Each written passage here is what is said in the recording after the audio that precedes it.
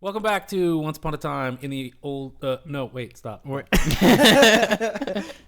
been a while. Yeah. Would you like me to do the No, intro? I got it. I haven't said those words in A long time. A long time. Of course I know it. It's my podcast. Okay, welcome back to Once Upon a Time in the New Republic, a podcast where we talk about The Mandalorian, but there's nothing to talk about. We talked about it. It's done. We're still waiting. So we did that Rise of Skywalker shit. 4 hours. It took forever. We got a little heated. Shit got edited out. Arguments. A trip to the emergency room. All that got edited out. So now, because of our wildly successful Twitter poll, we have decided to review the Star Wars movies in chronological order. I have a bad feeling about this. So, me too, Ewan. Me too. So here we are tonight to talk about The Phantom Menace. Now,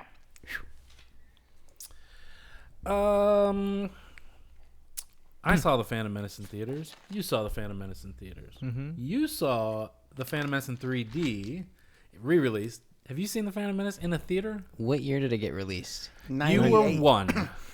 No, he wasn't. You were 2. Yes, he was.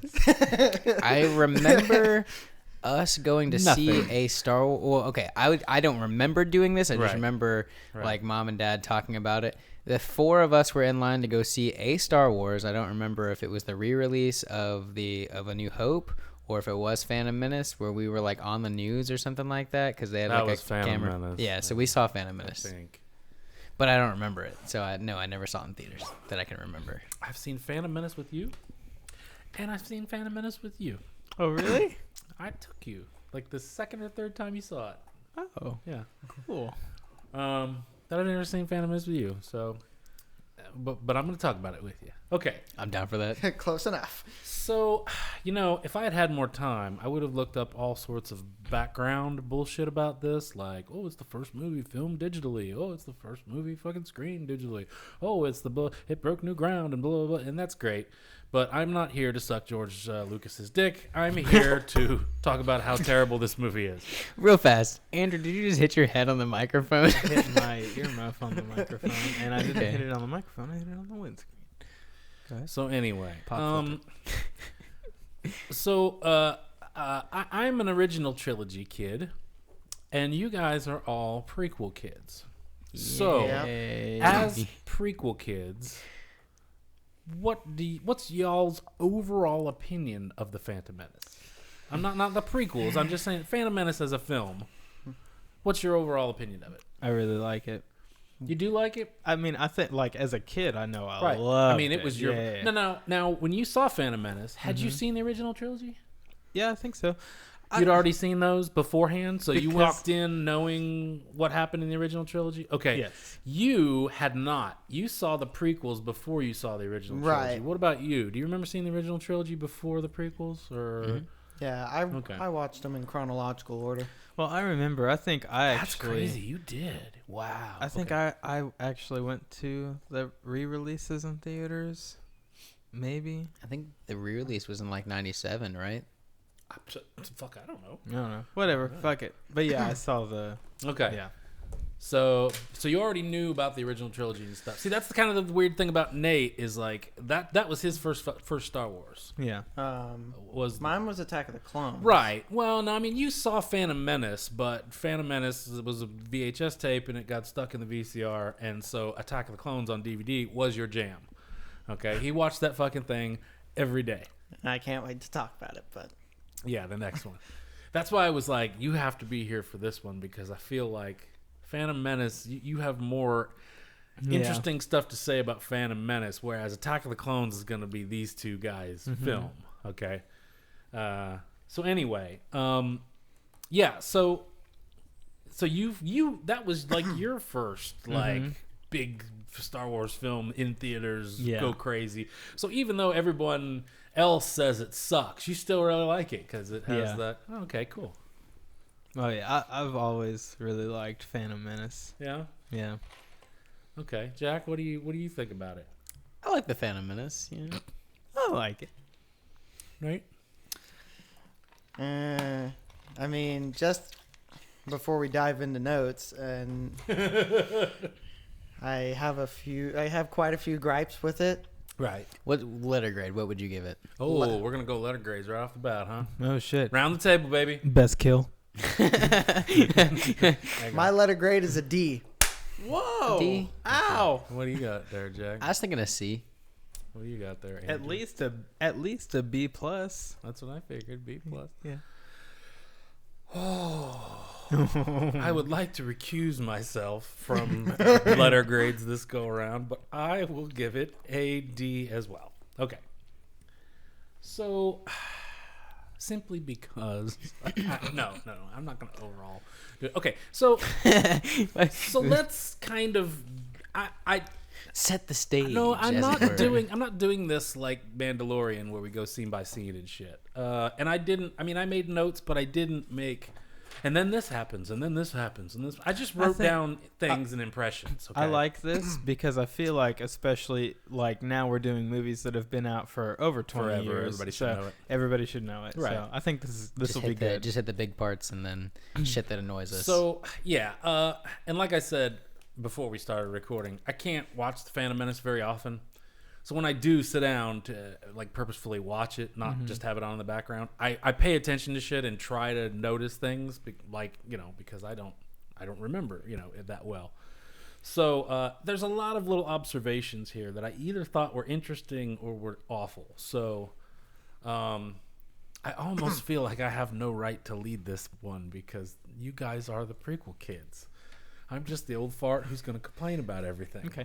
Well, hey, I have no problem starting it off, but I'm going to refill my water cup really quick. Okay. I'm sorry. And Continue. and if you go in there on the left side of the fridge on top, there's some Diet Cokes. Can you grab one of those for me? could you grab me a Coke, please? Jesus Christ! Anybody else have any orders? I'm or good. Anything? Okay, good. So, I can start this. go one. ahead. So what do you want to say, Nate? Just from this opening shot, The Opening shot is what? the ship coming in, not the crawl, like the actual camera shot of the ship coming in and The red ship that Qui Gon and it's from the cockpit though, isn't it? Yeah, Yeah. that shot looks good, but when it cuts to the droids and all that, that looks straight up You like mean in the hangar? yeah. Okay, when they land in the hangar and it does that shot of all the droids who are apparently just walking around like, That- oh shit, like they got caught off guard. Oh damn, That looks like a PlayStation 2 cutscene. the Really the bad. textures are not up to today's standards. Oh, that's for all sure. the CGI is like that. Like Jar Jar looks like shit. You know, Yeah. now hang on. I will say that I think a lot of the CGI in the pod race is really good.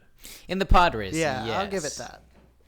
But many scenes like those droids in the hangar Thanks, man. and all the Gungan shit, and yeah, it's just really bad.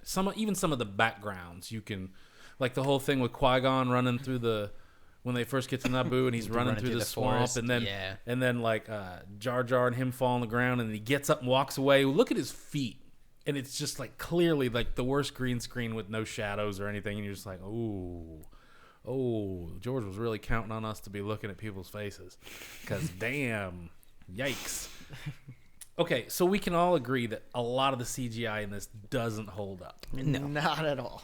Because it was early, textures and whatnot aren't that great, and simulated lighting wasn't great, and anyway, so you were starting off with the hangar. I just wanted to say, the first person to talk in the fucking movie is a female pilot, and I thought that was kind of cool.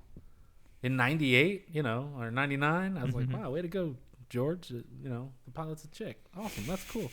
I mean, I'm usually trying to stand up for the women in movies and stuff, and then I go, oh, it's a chick, but that's just programming, so sorry. I'm not trying to be a sexist dick by saying chick, but, I thought it was cool. Let's see, shiny droids in the hangar, yeah.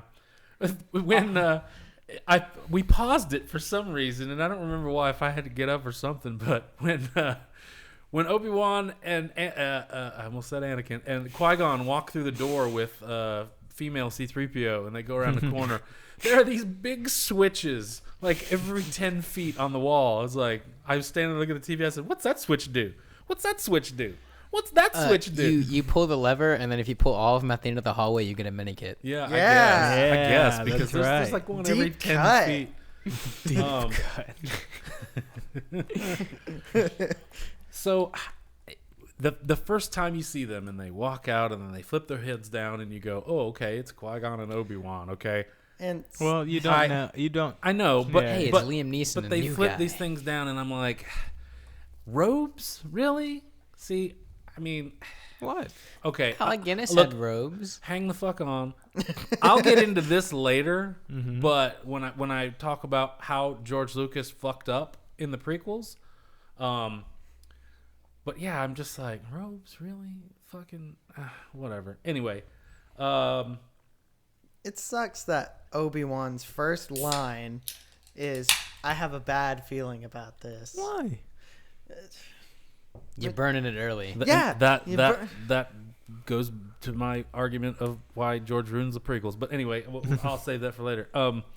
This is where we get the first mention of the living force. Like there's like subreddits to the force, and it's like, wait, what? What's Be mindful of the living force. mindful of the living force, not the trickster force or the depressed force or the force that makes you get up and go to the refrigerator in the middle of the night. No. Yeah, I'm like, what? Now there's different kinds of force? What the fuck? There's Yeah. always been different kinds of forces. Yeah. It's just nobody knew. It's just like Jedis can heal people, but no one knew back then. So tough shit, Qui-Gon. Sorry, QG. So the Trade Federation guys, again, have offensive accents. I was gonna say that they sound racist Yeah. as fuck. Now, see, I think this is like a holdover because let's see, there's nothing goofy in Empire, but in Return of the Jedi, I don't know if the Ewoks are speaking an actual language, but the Pancake Kid who rides with Lando in the Falcon, I believe is speaking Filipino. Yeah. I mean, don't quote me on that, but because I remember hearing a story about how it's just a foreign language because he didn't want to make up a space language. And so when the movie is shown in the Philippines, you know, that guy just rattles it off and everybody goes, oh, shit, oh! You know, they all freak out, right? So it worked for George in that instance. So I think in this, he was just like, well, to make them sound like aliens, I mean, it's kind of silly that everybody speaks perfect English, so I'll just have them speak with a racist-ass Japanese accent. The Federation ship have left them station. Like, what the fuck? What did you say? I don't even know. I was just throwing something out You there. get the soup at the buffet, you know. I mean, damn, it's terrible, you know.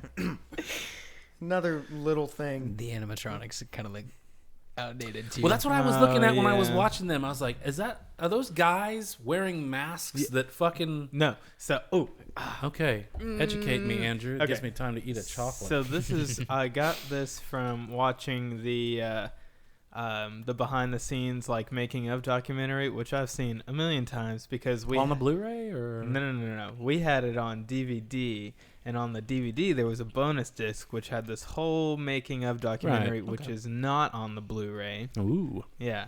But anyway, it's like I have the 2-disc DVD, so I probably have it. yes, I probably have it on mine too. It's on the DVD version, I know for sure. Okay. But yeah, that whole it is a mask, but it's like a big hefty. It's like almost like a helmet thing. So And those the tall, whole- skinny guys, and the mask makes them look normal size because it's so big. maybe Because when you look at him, it looks like it's like, man, Yeah. that guy's nose would be crushed. But Yeah, I don't remember who the actors were, but I know that like the mask / helmet thing is all like animatronic, but Right. like remote controlled animatronic. So Yeah. like the mouth is like constructed of all these different moving parts, and there's a guy literally like probably why those guys don't move a lot. You never see one of those guys Right. run or anything. and Sounds like it's, there's literally Return a of the guy behind Jedi. the camera Or with Revenge of this the like it looks like a fucking drone Yeah, controller. a remote control helicopter Yeah. remote with all these fucking dials. Yeah, and buttons yeah, and switches. it's trying to make Yeah. the mouth movements look realistic. Well, that's what they did. Even though Chucky was a puppet, they did the same thing with his mouth, and someone was behind the camera with one of those remote controls. That's Pretty why sure it that's- always looks kind of off, is because, you know, as dudes talking, guys furiously, like, you know, trying to put in cheat codes or something to keep up with Yeah, yeah, Probably the for same sure. they used for the Ninja Turtle movies too. The helmets down. No, there was a chin strap that moved their mouth. Fuck Okay, that. so these guys, you know, figure out they're Jedis, and so And one of them has an awful rat tail. so they send the Chrome C-3PO droid in there with a thermos and some cups and serve some drinks, right? And so then they call Darth Sidious, and he tells them get rid of him.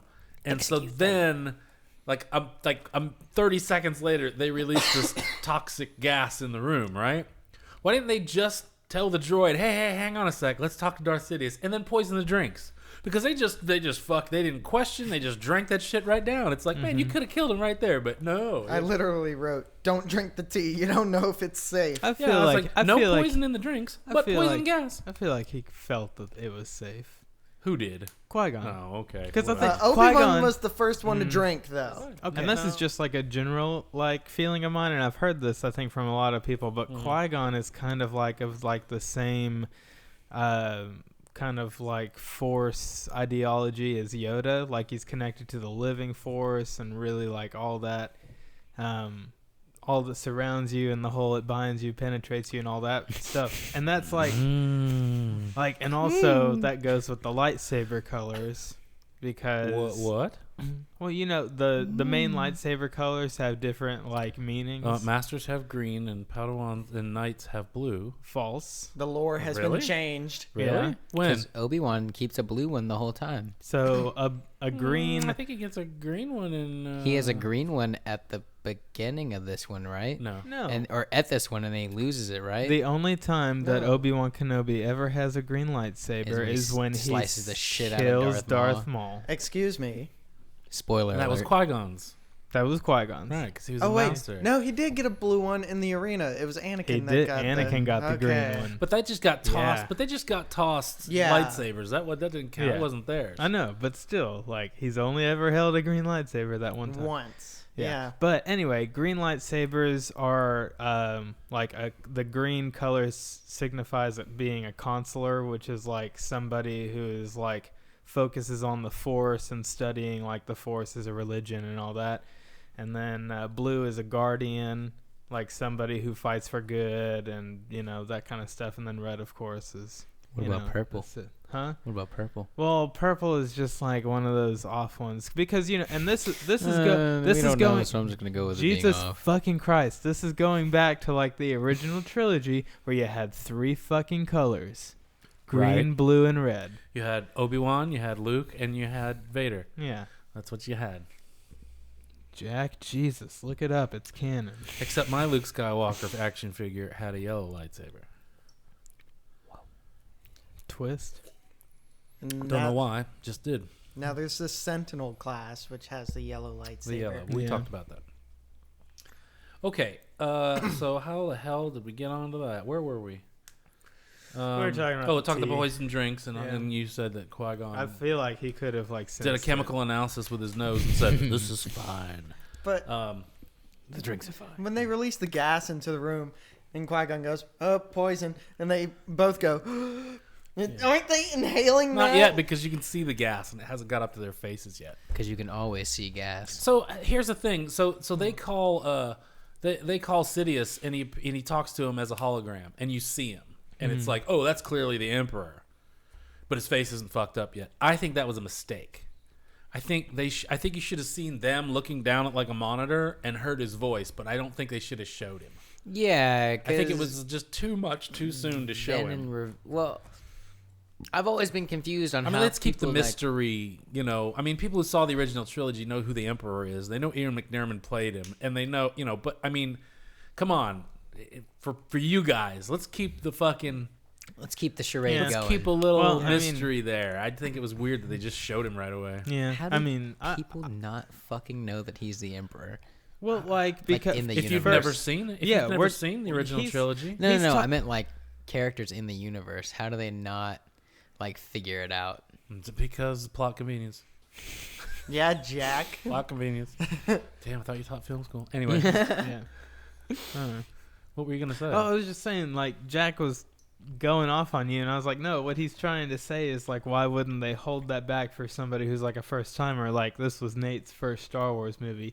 Of course, those of us who had seen the original trilogy first, I knew, agree like, with that. oh, that's the Emperor. Oh, that kid's going to grow up to be Darth Vader. And, yeah, I like, mean that kind of ruins it. It's like Anakin's gonna go bad. Yeah. So, but I mean, they should have done a better job of making him endearing, and they should have done a better job of why he fucking turned to the dark side. But I'm just saying, it just, that was one thing where I was, and again, this all wraps up into my spiel about how George ruined this whole thing. But anyway, let's see here. While we're still on that nerve gas, there's that shot when both lightsabers ignite, and it's got that wide shot. I just thought that was like a really cool shot, but I wish the lightsabers would have been more prominent. I bet George thought it was a cool shot too. There's a scene where the droids get orders from a hologram, and I'm like, what? It's a robot. Can you just send it a message? Does the robot have to stand there and watch a hologram? What the fuck? That doesn't make any sense. Plus the whole thing at the end where the droids were all controlled by a control ship, and once you blow up the ship, the droids who seemed autonomous up till now and had to figure things out and ask questions and get information, they just stopped fucking working. Anyway, okay, so yeah, I thought that was kind of stupid too. I like those battle droids though, the ones that roll and have shields and shit. Destroy it. I thought That's to destroy it. I thought those were pretty cool. I was like, ooh, that's neat. I love how all three of us knew what they were called. And real, I mean, I know what they're called, but I'm just saying, I thought that was a cool design, and it makes sense because they have like the guns in their hands And the shield. Yeah. and you've got the fucking the I don't know what they call it, battle droids. They carry guns. Why wouldn't they just be like a super battle droid and just have a gun built in their arm? Because later on, Padme shoots a couple of them, and then her guys all run over and pick up the guns. If the guns were integrated, they still wouldn't have had weapons. But no, they can just walk over and pick them up, and it's like that doesn't make a whole lot of damn sense. But whatever, George. And just make it easier for your enemy. Yeah. So here's a weird thing about the Phantom Menace as a whole. I think that the costume people went a little fucking overboard. Yep. And I realize it's alien civilizations and it's a galaxy far, far away and shit, but some of these people are wearing some fucking outfits that don't make a bit of goddamn sense. It's like, why would you wear that? It's just fucking stupid. It's just some design person flexing their muscle and showing it to George, and that's great. I think that's really great. I like that one, and I like that one. Now let's go get some lunch. I mean, damn, it just doesn't, like those fucking hats. The hats that Captain Banaka has on. It looks like a mushroom hat with a. Who the fuck would wear that? And that's fucking stupid, man. It cuts off your peripheral vision too. Yeah. Those anytime I see a space or fantasy movie or something like that, and somebody's got a goofy costume, I think, what would it be like to wear that costume all day? And if you do that, you'll be like, that's the fucking stupidest thing ever. Why would anyone ever wear that? What purpose does that serve? And it's just the costume designers coming up with goofy shit because space. So we'll get the hat, and Nate, you wear it for a whole day? No? What? I mean, What are you talking about? I said we'll buy a replica of the hat, and then Nate, you wear it all day, and you just tell us how Why it would goes. Nate wear it all why day? don't you wear it to film school, man? Okay. Yeah. Teach a film school class with Captain Panaka's strawberry shortcake bonnet. A faculty member can't wear outrageous clothing. That's right. They have to dress semi-formal business casual. Yeah, retail casual. But man, Amidala's head must hurt just from having her hair pulled that much. Oh, and like the football shoulder pads in her dress. Yeah, it was like, how do you move in that? Holy crap! You just move your neck. So I thought it was pretty cool when Qui Gon starts cutting through the door with his lightsaber, and it's Oh, melting yeah. and shit. Where are those droid guns? Because really, we hadn't, other than in the original trilogy, we really hadn't seen, in A New Hope, you get the old man lightsaber fight, and it's really kind of lame. And then in Empire, Vader cuts through some shit, and it's like, oh, that's pretty cool, And then in Empire, the catwalk gets knocked down and shit gets cut through and stuff. But I thought it was pretty, because, as a kid, we all had questions. Well, could a lightsaber cut through the... Could a lightsaber cut... What would happen if you dropped a lightsaber and it just burned through the fucking floors until it's like the alien acid? And so I thought it was kind of cool when he did that and he was like melting it and shit. And it was like, oh, look at that. Well, now that I've watched quite a few episodes of Rebels, there is a switch on the lightsaber that can extend or shorten the blade. Yeah, I've heard that. But So why didn't Qui-Gon just extend the blade a little more to go through the super blast door? Is that canon? I don't know. Yes, I don't- it is How's canon. it canon? I thought that the How? blade. Because I it's- thought that the blade length was based on your height. Well, you still get that knob that can adjust this stuff. How's So that canon? It's in Rebels. Where is it in Rebels? It's I was watching it when you were watching it. I didn't see that. well, you missed the training part when Kanan lets Ezra use his lightsaber, and Kanan's a tall dude, so he goes, "Hey, there's a switch on the side that can adjust it to your height." So I feel like it's like a training level in a video game. Hey, you can go through the settings and readjust your height. yeah. Okay. So he turns it down a little bit. So why doesn't Qui-Gon think, What if he's at extend the it like highest? 4 inches longer? What if that's a thing, but he's so tall that he's already at the highest setting? Oh. Maybe his lightsaber is just a base model and he doesn't have this. So anyway, after that, we see a silly Jedi power that no one ever uses again. The Force Run. Force Run, and they run down that hall super fast, and it's like, wow, that could come in handy, but no one ever does it ever again, ever. If we could jump back on the lightsabers. What the fuck, George? Okay, I just wanted to mention that. Yeah. I think the lightsabers in this movie are fucking ugly as shit. What, the actual hilts themselves? Yeah. Like, I know Ewan McGregor picked his because there's a clip from that, but it's so bulky. Does he get the same hilt in Attack of the Clones? Yes, he builds a replica. We haven't got to the Attack of Clones yet, Jack. But seriously, this thing is like about 1.5 feet long, and it's like swinging the bottom half of a baseball bat. And it's just super ugly. And that ball on the bottom has to be like a terrible counterweight. I'm thinking way too deep into this. But See, that's actually my favorite lightsaber hilt. Which one? Obi-Wan's. which of Everyone's this Phantom one? Menace? The one. If it's the same one in Attack of the Clones, then yes. Oof. I don't know. It's the same one in Attack of the Clones How do you because know? No, it's not. Well, Yes, you'd it be the is. expert. I wouldn't Well, know. his in Attack of the Clones has the ball on the bottom, but I don't remember it being as long as you're talking about. Oh, maybe. but, yeah, Attack of the but Clones. I've never seen it up close and personal. I've only seen it on screen, so I could be wrong. Attack of the Clones is a replica of his original, and then Revenge of the Sith, my favorite lightsaber, switches it up and gets a more streamlined design. The one he had in A New Hope. Exactly. But yeah, Obi-Wan uses the same lightsaber for 2 fucking movies. Where are we at? Are we still Nowhere on- really. Are we still on the damn Federation? Yeah, ship? I just wanted to say one last thing. When they go through the ventilation shaft, and they jump out into that Big short hangar, round. into that hangar where they're loading all the battle droids onto the carriers and stuff. Fucking Qui-Gon goes, battle droids. Oh, it looks like they're, and it's like, dude, you just fought those motherfuckers in the hallway. Now you're surprised to see some battle droids? Battle droids? I didn't know they fucking had it. That was just kind of stupid. I was like, what order did you write this in? Let's see. Tarantino helped him write Something it. about the Naboo guards' hats. Yes, they're stupid because it goes to that scene where Amidala's talking to all those very stiff, very bored people. And the acting of everybody on Naboo is just terrible, man. It's all terrible. cardboard, man. It's like the first no script dress rehearsal of a Community theater Middle show. Tennessee theater company that shall remain nameless. No. Damn. Oof. And again, they communicate with holograms. I think they really went all in on the fucking holograms, and it was bad.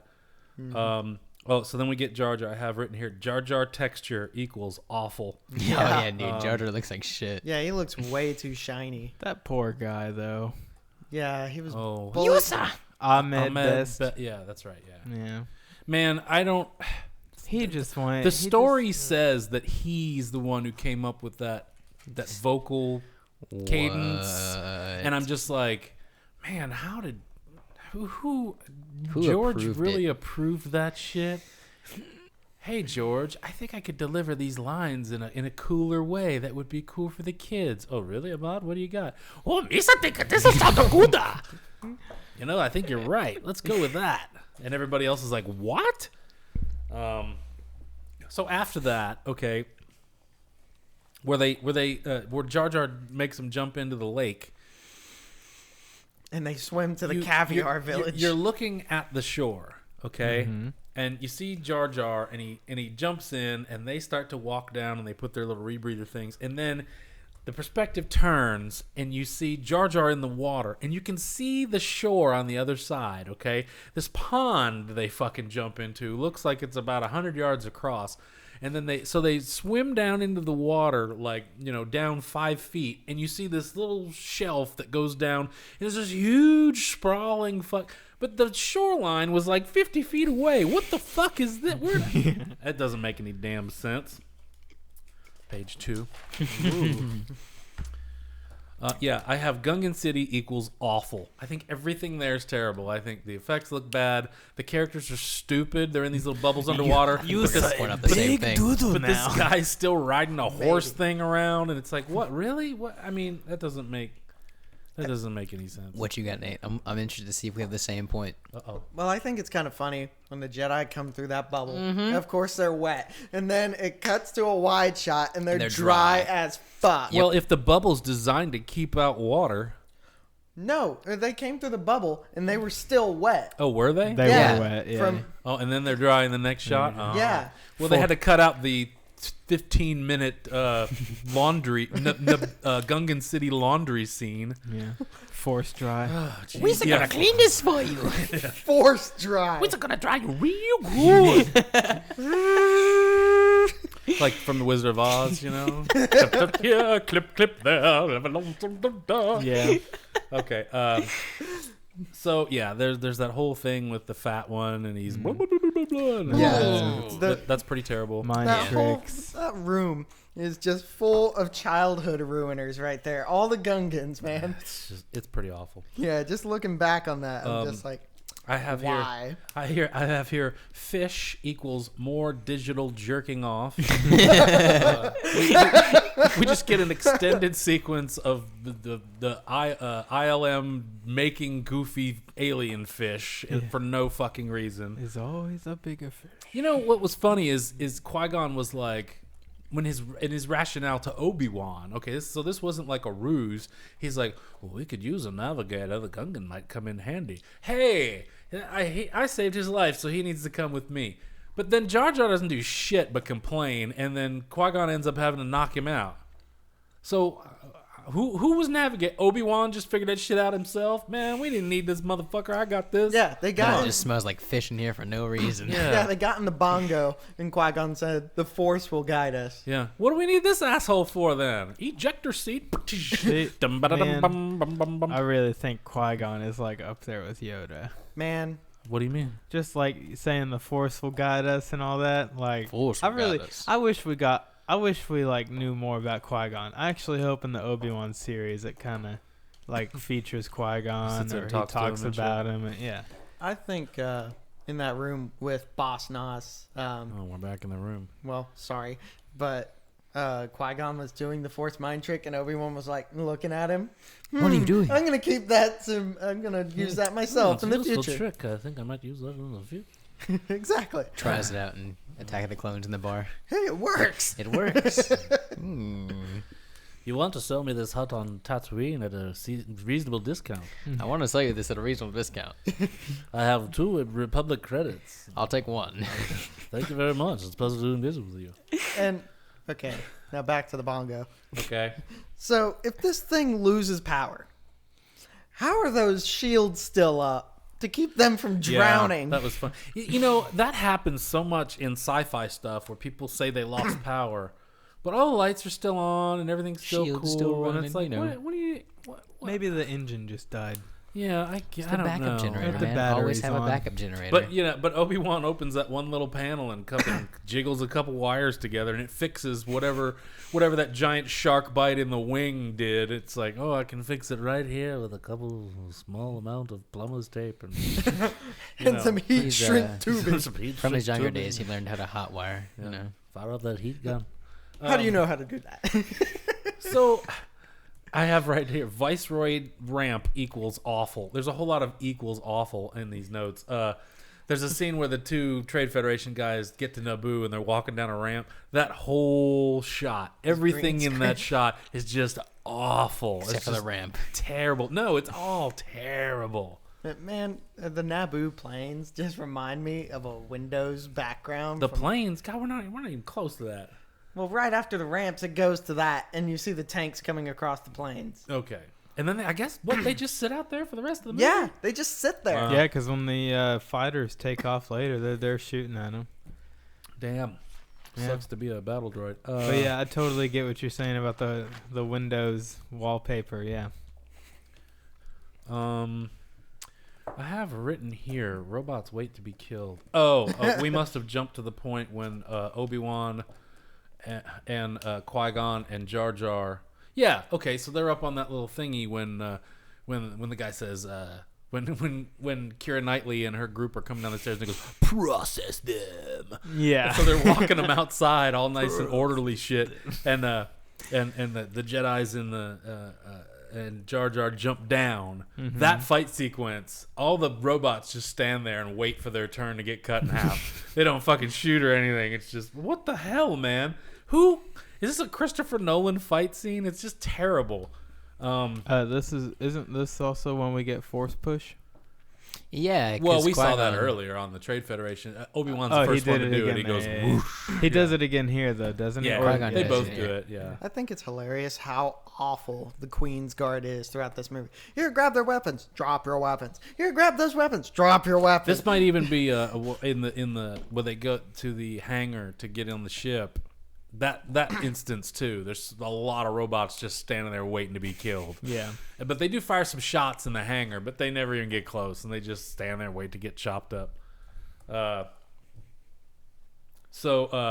wanted to mention something. When they do take off in the the Captain Phasma ship, the guy playing the pilot It's such an is overacting. terrible. Yeah. He is awful. Oh my god! Like, just watching his scenes is terrible, man. I thought it was weird that you see all those nice new astromechs and their charging ports, and then they all go up, and R2-D2 is instantly filthy. It's like space just full of dirt and grime or something. Because he goes up that elevator shaft and walks over and looks down, and the next scene close up of him, he's just covered in shit. It's like, what the hell, man? Fire dirt blasters. Yeah. Jesus. So the ship gets hit and a panel flies off, and then all those droids go out to repair the little hole, and then they all get blown up except R2. He fixes the shield or whatever, and they take By off. just plugging something in. Yeah. That little droid did it. Yeah, and then that's our favorite actor there. Yeah. Power's back. So then he comes inside after fixing the damage on top, and somebody goes, "The hyperdrive is leaking." Leaking what? Leaking what? Hyper juice? What? How did the fucking hyperdrive start leaking? Because later on, you clearly see that the hyperdrive is that crazy shattered glass brick in the middle of the fucking room. What? How is that leaking? Because R2 fixed a hole in the roof. Anyway. Gotta blame somebody. Maybe it was already broken. He was like, I'm gonna blame the damn droid. And so this is like awful editing because all this shit happens in such rapid fire, and he's like, the little droid did it, and he comes in and he goes, oh, the hyperdrive's leaking, and then and Qui-Gon's like, we gotta find a place to set her down. And Obi-Wan's already over there with the thing up, and he goes, look, Master Tatooine. It's like, Jesus, man, hang on a second. Fuck, man. And then the next scene There are is no the- pauses in this screenplay. It's just boom, boom, boom. And then they're landing on Tatooine. No. The next scene, isn't it where they almost give R2 a medal? Oh, yeah. Let's have a meeting with the Queen. Hey, check out this fucking astromech droid that fixes shit. You know what? it fixed something. Well, let's throw him a fucking birthday party.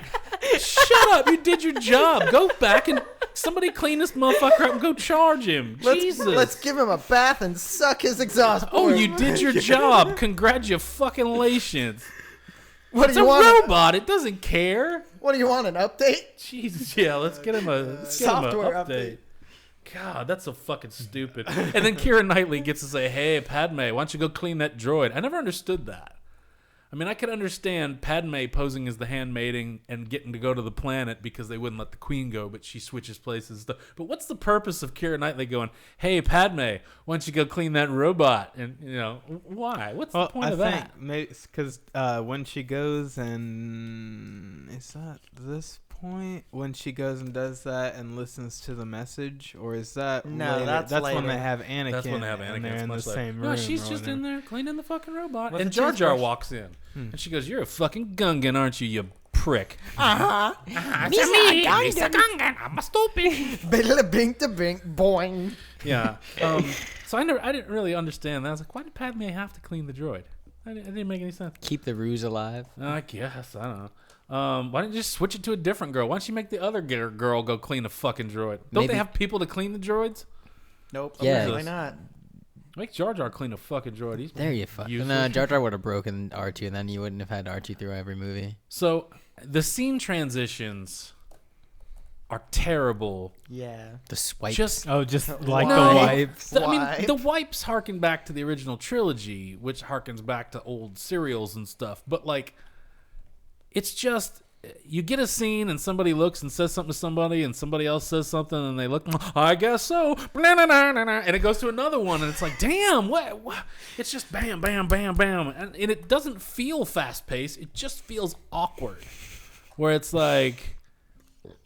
the scene is, hey, I went to the store today. Did you? And it goes to another one. And it's like, what happened? Why did we even see that? Why did it cut cue here? bad What- laugh track. Yeah, it's just Phantom Menace, edited by Tommy Wiseau. I guess it's just awful.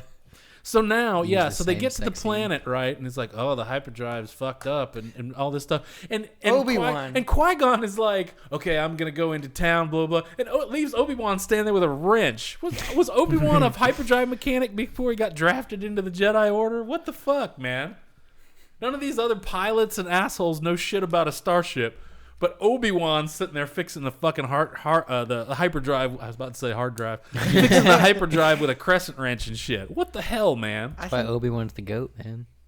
I think it's hilarious that when Qui-Gon walks into the room, it looks like he literally, instead of it just being like a well-made parka, it looked like he grabbed a pair of scissors and cut a hole in a throw blanket. Yeah, he looks like he's wearing a quilt, Yeah. just like a It's like a fleecy blanket. Yeah. It's like an Emperor's New Groove, what John Goodman's character wears. It's like what Qui-Gon's wearing in this movie. So my notes go from Obi-Wan hyperdrive mechanic to Jake Lloyd equals awful. I mean, I know he's a little kid actor and stuff. That But- poor kid. But he's pretty awful. Okay, he's pretty terrible. I heard about the deep space pilots and the My notes do a They similar live on the thing. moons of Viego, I think. I think.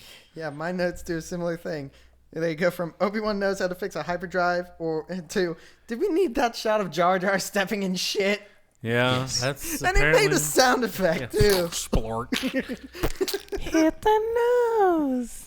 Oh, he so should have decked that droid instead of. You guys can ruminate over this whole scene Yeah. because I start skipping vast And quantities. then he's like, I also just in the power coupling. Yeah. the next thing I think of is when Qui-Gon's negotiating with Watto, and he's No. like, Republic credits will do fine. No, they won't. Watto, you're some kind of Jedi coming up in here and doing your mind trick?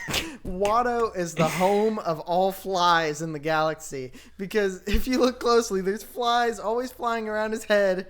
And it's like, Jesus Christ, dude. Take a shower, shave, something. So, like, did George Lucas just, like, plan it out? He was like, cheapskate dude, Armenian accent. Dude, I don't know, man. There's so much. I don't know who he's trying to offend or what, man.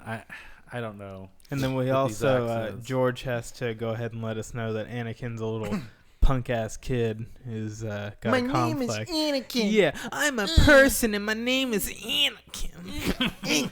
And he gets that that furrowed brow kind of. I'm tough. But I still kind of think you're cute. Yeah. It's nice to meet you. Isn't there a Sebulba That interaction? That comes up afterwards, where Jar Jar tries to eat the lizard, and then he lets it go, and it flies over to Sebulba, and Sebulba comes over to kick Jar Jar's ass, and then Anakin just conveniently walks up, choose to catch him, watch it, patchy, and starts fucking with Sebulba, and yeah. And then he's like, okay, so then he's like, hey, blah, blah, blah, and the sandstorm starts to come up. When they're getting when they're getting fruit from Johnny Herbert's grandmother, and that's a Formula One joke. So yeah, and then he's like, oh, there's a storm coming, you better get inside. So he takes him to his house. Okay, now here's a fucked up thing. Okay, when they're walking up to the front door of his house, okay, and you finally see which one they're gonna go in. To the left of that, there's another door like 3-4 feet away from it. And then when it switches to the interior view, you see the door, and there's just a wall. There's nothing. It's like another room and shit. It's like, where's that door? What? Where's that fucking door? It's just like in The Mandalorian. I was like, huh? No. Oh, theirs was the door being open and then the door Hang being on. shut. No, this was just perspective and sizing. In this one. You didn't watch the slideshow, did you, Jack? I explain it all with detailed slides that I made annotations on in the slideshow. There were 2 doors. Oh. There were 2 doors. Well, damn. We just fucked up. You got to watch the slideshow. Sorry, internet. One thing I want to point out, this is another little detail. It's when they're all sitting down for dinner, lunch, whatever the hell. And you see Sandstorm meal. Yeah, you see Nothing to do but eat. You see Shmi pouring drinks. Yeah. And okay, there's 2 shots. There's the distance shot at first where she fills up like 2 or 3 drinks, and then there's a closer one. Okay. So in the distance shot, you see her tilting the pitcher. Nothing is coming out, but we still get a sound effect for it. And then she fills up the last one in the closer shot, and you see liquid. But I think it was digitally added. But yeah, in the faraway shot, there's nothing coming out. It's the force pour, man. The force pour. Yeah. So here's the thing. Okay. You're just supposed to believe there's something in your exactly. We watched this on Disney Plus. Yeah. Did you watch it on Disney Plus? When you watched it this most recent time, yeah. Did you watch it? Okay. When they show when they're in Anakin's room, I don't know if it's when he takes Padme in there or if it's later on when he's leaving. But on the table by the door, there's like a statue or doll or something, and it looks exactly to me like Maz Kanata. Yes. Now, I don't know if that's a coincidence or if that's a digital insert edition for the Disney Plus version. The way to find out, we just need to go. I'd have to get the DVD out and watch or the it. Blu-ray. But I the think Blu-ray's Blu-ray probably going to be have it. updated. The Blu-rays have been updated. I would have to Not get my set. Yes, your set, because the motherfucker didn't come out until on Blu-ray until long after the DVDs, and when it did, it had changes on it. Really? Mm-hmm. Yes. Shit. Yes, the Blu-ray versions are changed. Damn it all. So we'd have to watch the DVD, but I was like, man, that looks like a fucking Maz Kanata statue or some shit. I wonder if that was always in there, or if it is something they added after the fact just to tie shit together or something. I don't know, but I made that notation because I was like, huh. What's that, Paul Rudd? So this right here is they're sitting at the table, right? And, Anakin's like, this is bullshit. You guys are you're a fucking Jedi and blah, blah, blah. And he's like, oh, I can't keep anything from you. I'm a fucking Jedi and blah, blah, blah. You're a smart boy. And he's like, well, what are you doing here? And Padme's like, well, our ship is damaged and we need to get the parts and blah, blah, blah, blah, blah. And Anakin goes, well, I could help. I can fix anything. Then why didn't he fix the fucking hyperdrive? There should have been a supercut where he goes out there and fixes their fucking ship, and then they fucking leave. We wouldn't get all that pod racing crap. We wouldn't get all the bullshit. It should have just been a cut right there. Okay, let's thanks go. a lot. Poof, and then they're gone. But no, we And have this way to go they could through. just escape with Shmi and Yeah, Anakin. we have to go Yeah, through it the would have next saved them a lot of money too. Exactly. 40 minutes of the movie. I think Shmi's accent is terrible. I know that Yes. woman is from another country. I don't know, Pernilla something. I don't know where she's from, but I don't like her accent. And so Anakin is her kid, and he's around offensive Armenian Watto all day. Why does he not have an accent?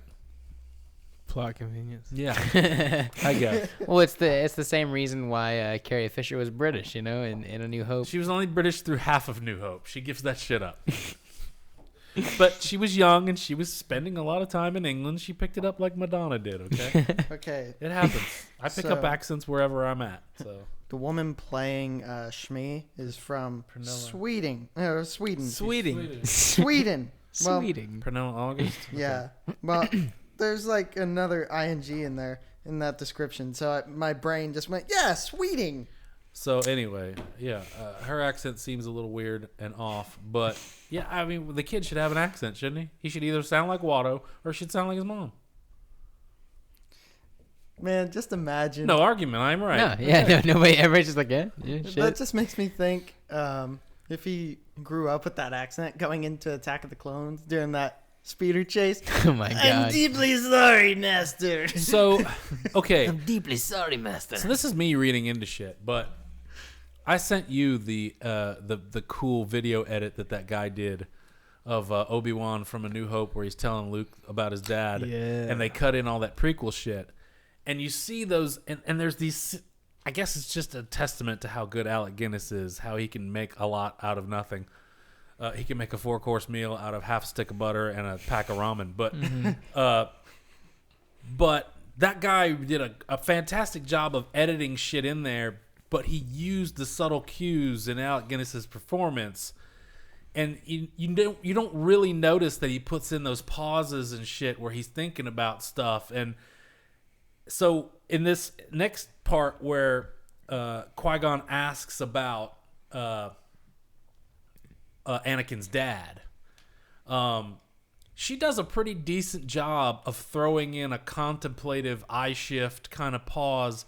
And then she says, there was no father. And I thought it would be cool if in that instant she thought, fuck, I can't tell him what really happened. So she just makes up this whole, oh, there was no father. But maybe, because, everybody says that Palpatine manipulated the midichlorians to make it. Well, what if Palpatine just fucking went off and, to a planet and took her, and she didn't want to let anybody know. So she didn't want to, or maybe, somehow he coerced her or something. It's this horrible thing she doesn't want to remember. So she's like, she didn't want to say that. So she just said, well, there wasn't, she puts in this kind of momentary pause. Makes you believe there might be something more to it. Like she may be lying on the fly. What are you doing, Andrew? Are you Thinking. contemplating? Okay. Yeah, I thought that was kind of neat. Because now that I watch it back, I'm like, because, there's the whole part in Last Jedi where Kylo's like, oh, they were just filthy junk traders, blah, blah, blah. And you take that as fact and you're like, oh, fuck. But then it's like, well, maybe he was just fucking lying, okay? We don't know. Maybe he was just lying. So in this instance, I'm like, well, we still really don't know what happened. I mean, she says, oh, there was no father. So everybody's like, oh, fucking virgin birth. Oh, he's the chosen one, blah, blah, blah. But maybe something really terrible happened and she didn't want to say anything to this stranger dude. So she, this space hippie. So she was just kind Didn't of want like, to say anything that would make him not want to take Anakin because she wanted him to get the best. Right. Oh, the fucking Sith Lord came and raped me in the middle of the night. So you definitely want to take him and make him a Jedi. Yeah. What if like in a couple of years someone tries to pull some shit and say that Palpatine slept with Shmi Skywalker and had 2 kids, and the other one is Rey's dad? No, that's too. I'm just saying. I don't know that timeline works out. But Well, yeah, I'm just saying, like, that's why I was thinking, like, I was trying How to, old? like, yeah, I was trying to piece that all together, but it's just not worth it, so I just wanted to throw the idea out there, Yeah, it would have to be. Well, wouldn't that be cool, though, if... Because we all decided from the fucking Rise of Skywalker that original real Palpatine, who's been alive for 10,000 years, is that decrepit motherfucker on Exegol, and he's sending clones of himself out to do shit. Well, what if he just sends young, vibrant, good-looking clones out to bang Young chicks Ian McDermott. and make fucking prodigies. That sounds like an HBO Star Wars series to me. Do me. You know, Do me. the Red Door Adventures of Young Palpatine. No, the show's just gonna be called Do Me. I mean, Do Me. you know.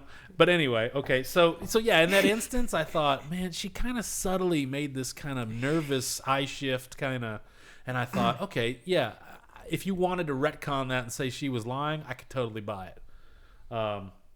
Maybe she knew. She was like, the script sucks, so I'm gonna throw something in just in case. So here's a thing that I've always had a problem with about Star Wars, and this is a general fundamental George Lucas flaw. It doesn't fit into my whole why George Lucas did the prequels wrong. This is just a general thing about George Lucas and the Jedi on a whole. You know, Qui-Gon's like, well, I didn't come here to free slaves. Okay. What a dick.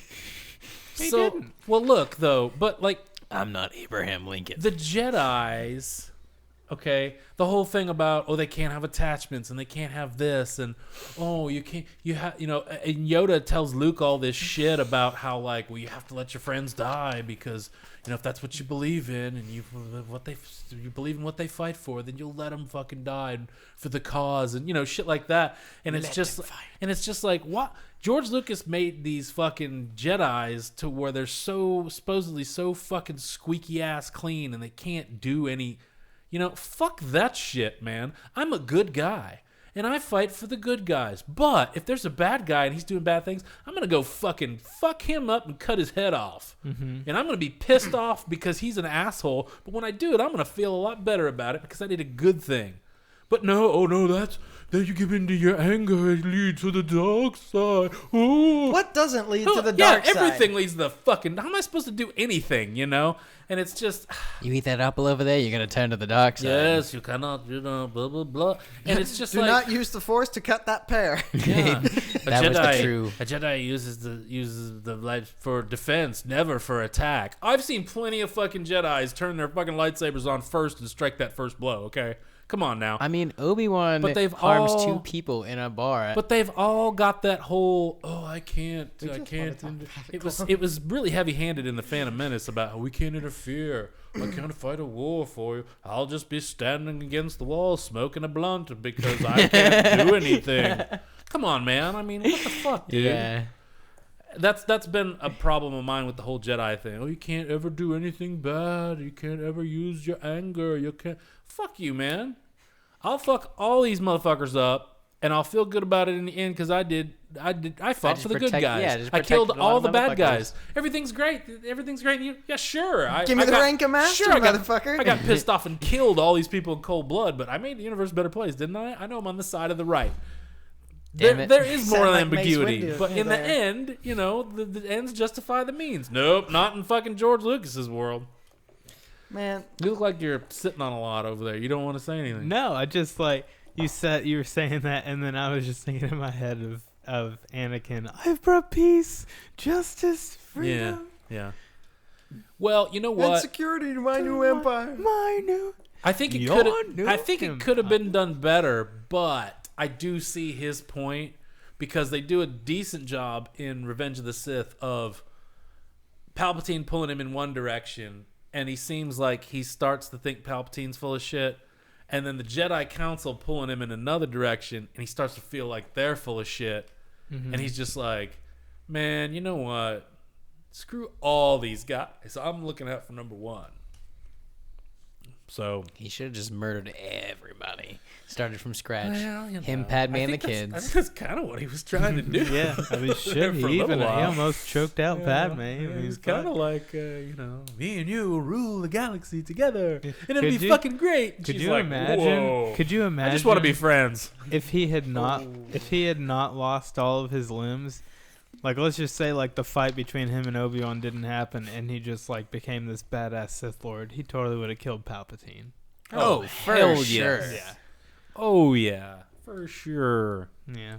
Because Anakin is a badass. But, well, Palpatine would have just sent another clone out because that wasn't the real one. Now was it? That's right. Well, how do we know where Dude, it swaps out between real This Palpatine and shit, clone Palpatine? though? this damn bullshit new, what they call it, the sequel trilogy. It's fucked up so many things from the Star Wars movies that now have no meaning. Let's get through this. I didn't come to free this list. Then it just says pod race. Man, so That was the thing. This is a nitpicky thing. That's the only CGI that holds up in the movie, though. Well, two nitpicky things. So when they're rebuilding the pod, Jar Jar sticks his head in that energy coupler. I need to do something. So his tongue shouldn't have gone numb. He should have been fucking dead. Oh yeah, Corridor Crew did a re-edit Yeah, of it I where watched that. his head explodes and then Yeah, lands on the pod. That's what should have happened. Or he could go numb, but when his hand gets stuck, Anakin so should have fired that thing up and rip his arm off. Something. Jar you guys Jar just is want to cause harm to the man. I just he's too fucking lucky. And it's not just good luck, it is dumb luck. Misa have good luck, yeah. So how isn't he dead? And then before the pod race, you see Watto flying around with that cane. Now, correct me if I'm wrong, this cane looks exactly like Yoda's cane. So did Watto just steal? I thought it was bigger. Watto's taller, so I could see it being bigger.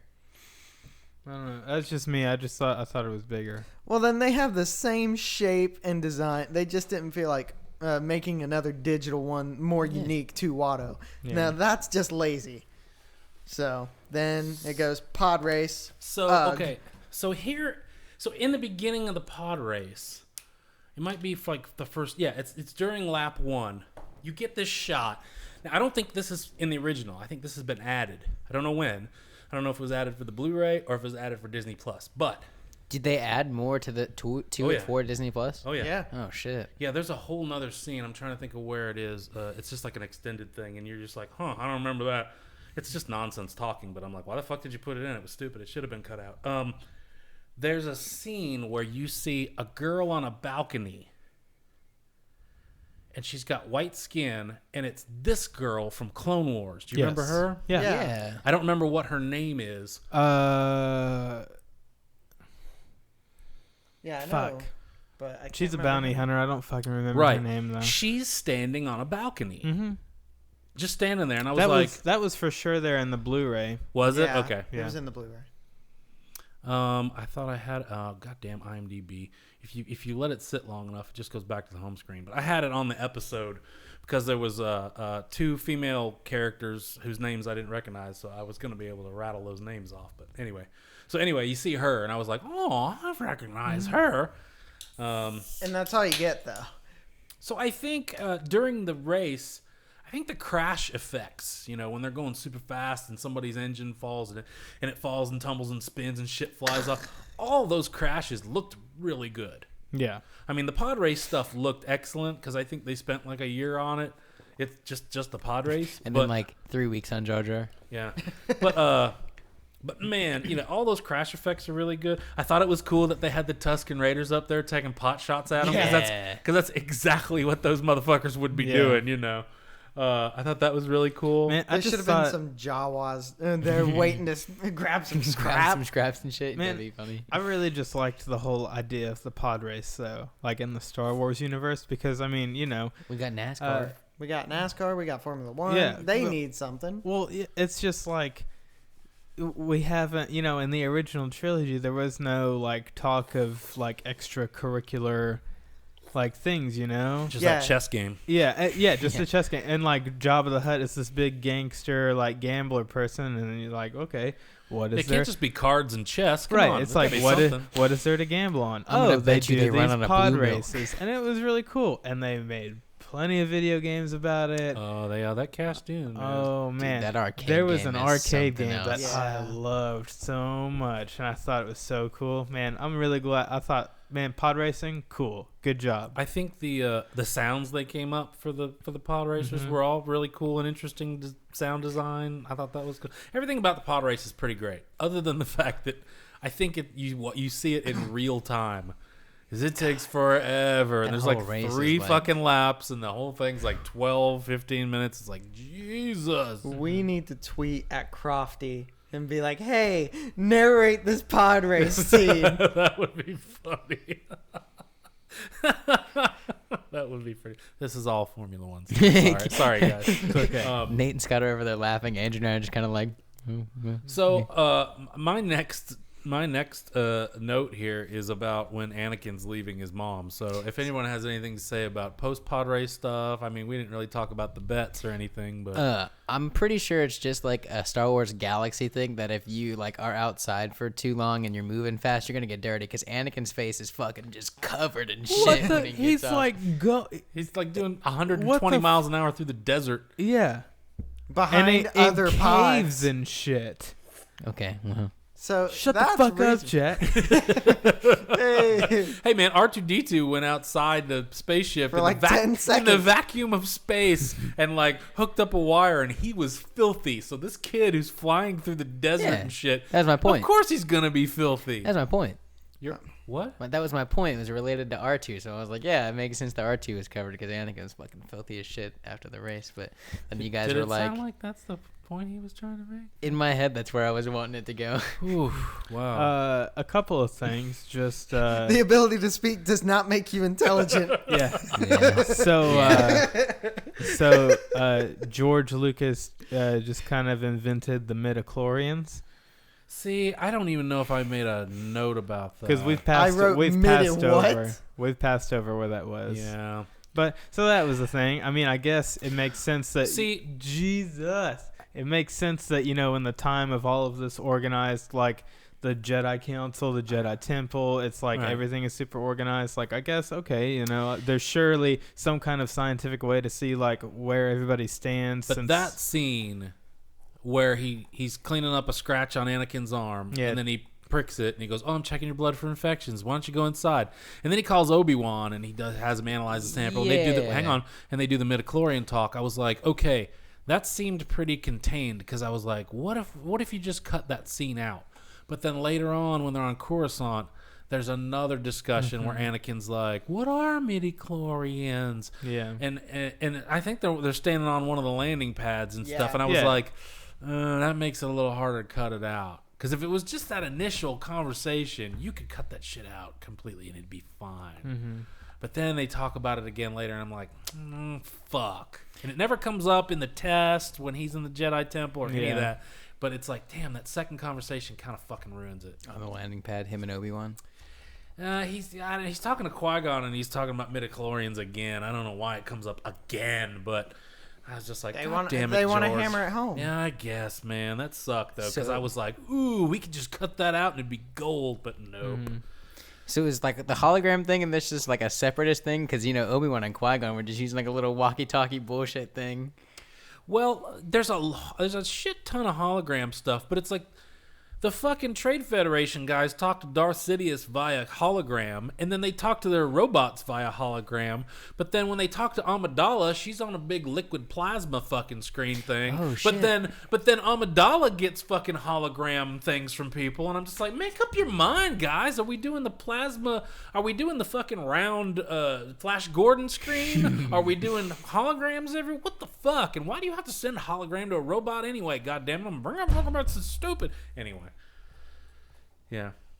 Okay, so Anakin gets free. Anybody want to talk about that? Anybody want to say anything about any of that shit? Blah, blah, I just have one word. What? Yippee! Yippee! Yeah. Jesus, man. Come So, on. I don't. Was there ever a scene when he was leaving where the shit, like you see a shadow cast, and was it just changed to be Vader's That's shadow? a poster. Okay, I'm just.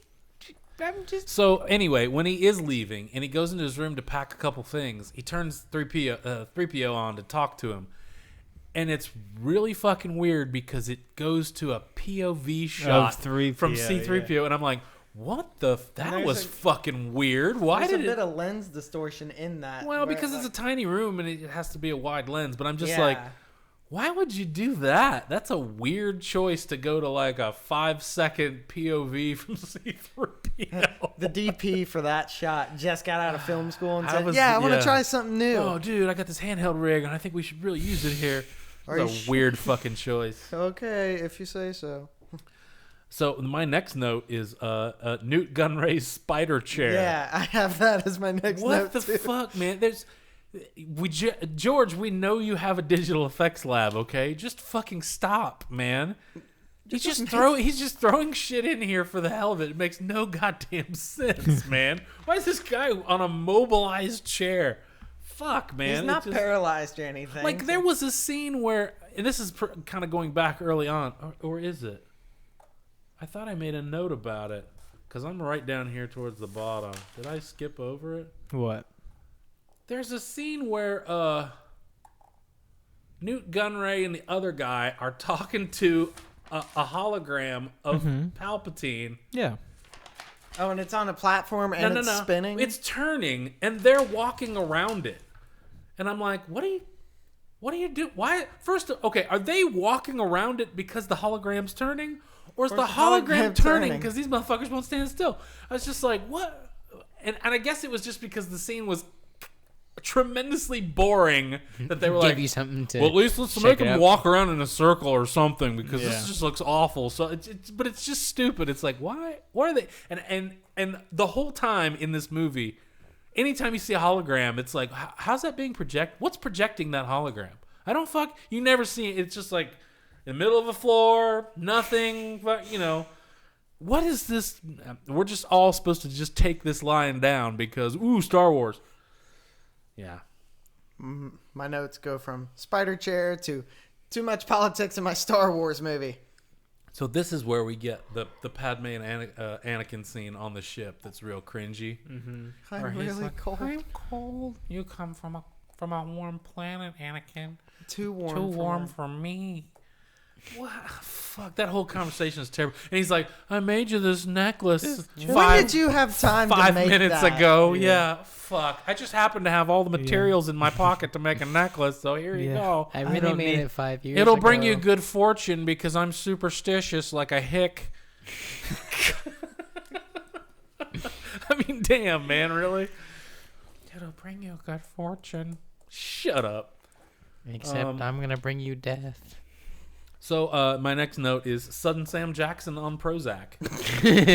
Dude, he's like so half of the especially when he says that they're not gonna train Anakin. He's all pimped back, airing out his nutsack. Like, no, we ain't training this motherfucker. Now give me another blunt. Now Nate said something about this scene. And I don't know if this is true, if you have anything to back this up, but tell him what you told me about his contract. Oh, yeah. So supposedly in his contract for like any movie, he will not accept direction. He will show up in your movie, but if you try and direct him, he won't accept it. He will give you the performance he wants. And you could ask for like 7 takes. He will keep giving you the same performance. Because that's the one he wants. I guess that's why he's so fucking nonchalant. Like, bring him before us. Fuck that. He's just so weird, man. He's so weird in this movie. It's like, what's this guy's deal? He just comes off as an asshole. It's like a total asshole. But Yoda fucking trusts him because he's always side-eyeing with Yoda. Hell yeah, they got this little thing where they're talking to each other in their heads. Yeah, how come we don't get to hear that? Go to Zaxby's, will we? Hell yeah, let's go from Zaxby's. This Jedi Council, they all sit in a circle, and it doesn't seem like any one guy is more important than the other, but those two motherfuckers seem like they are the playground bullies, man. Ain't nobody gonna go against Yoda and Mace. Man, except for Qui Gon, and you see where that got him. You see where that got him. In this council room. Sent to Naboo and dead. And then he got invited to one last barbecue. Damn. In this council room, we see this person with like the biggest neck on the planet. The guy with the 4-foot neck. His head's always, he's like, yeah. And I'm like, okay, is that just, he has to do that? Or has he been sitting there that long without being able to say anything? He's like, oh, Jesus. Can we take a smoke break or something? So it's like they shot this thing without the black bars. And then, so they're surely getting his head in that shot. But as soon as they put the black bars on, they're cutting his head off. And all you see is this neck. All you see is this tapeworm in the background, just going side to side. And then, What say you, Jedi Master Tapeworm?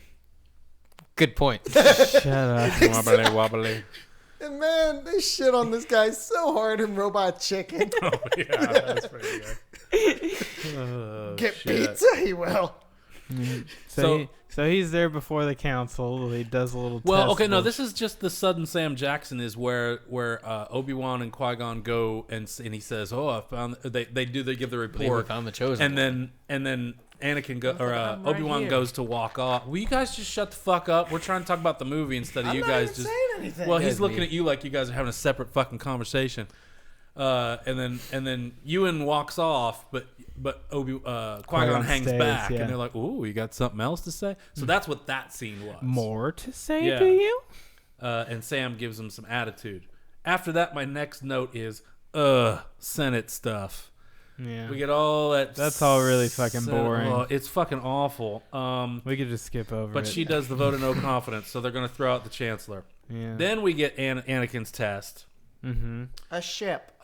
When A is the speeder. when is the conversation where like Obi-Wan and Qui-Gon are out on the balcony and Obi-Wan's like, "Hey, I appreciate you saying that I'm ready for the trials." It's after they deny Anakin, where they say they're not going to train him. Right, Because okay. then he says, "Well, I'll take him as my Padawan." They're like, "Oh, you already got one." And he goes, "No, Obi-Wan's ready." And then he steps up and goes, "Well, I am ready." And then later on, he's like, "Well, I didn't mean to make it sound like I was ungrateful, but Yeah. if I could get out from under your thumb, it'd be great."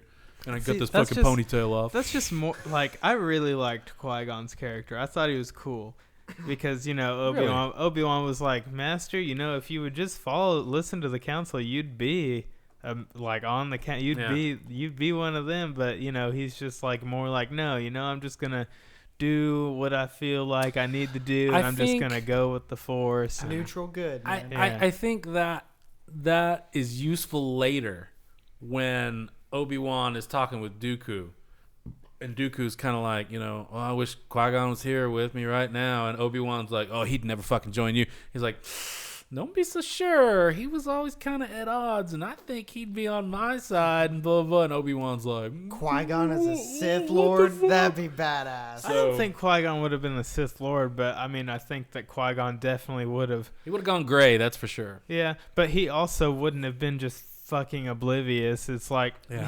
I feel like he would have put two and two together way before the rest of the Jedi Council. Yeah. Y'all niggas are blind. This is the same person. Look, just look. It's like he sounds awfully familiar.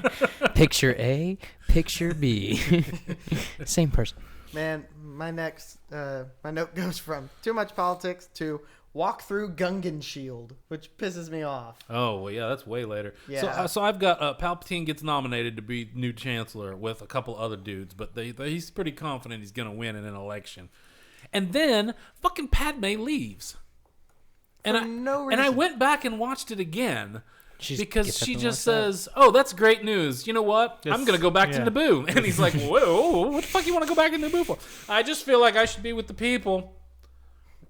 They're gonna try to fucking beat the shit out of you and make you sign the treaty. Well, my fate will be the same as everybody else. Bitch, you're gonna die. What? She's like, I have spoken.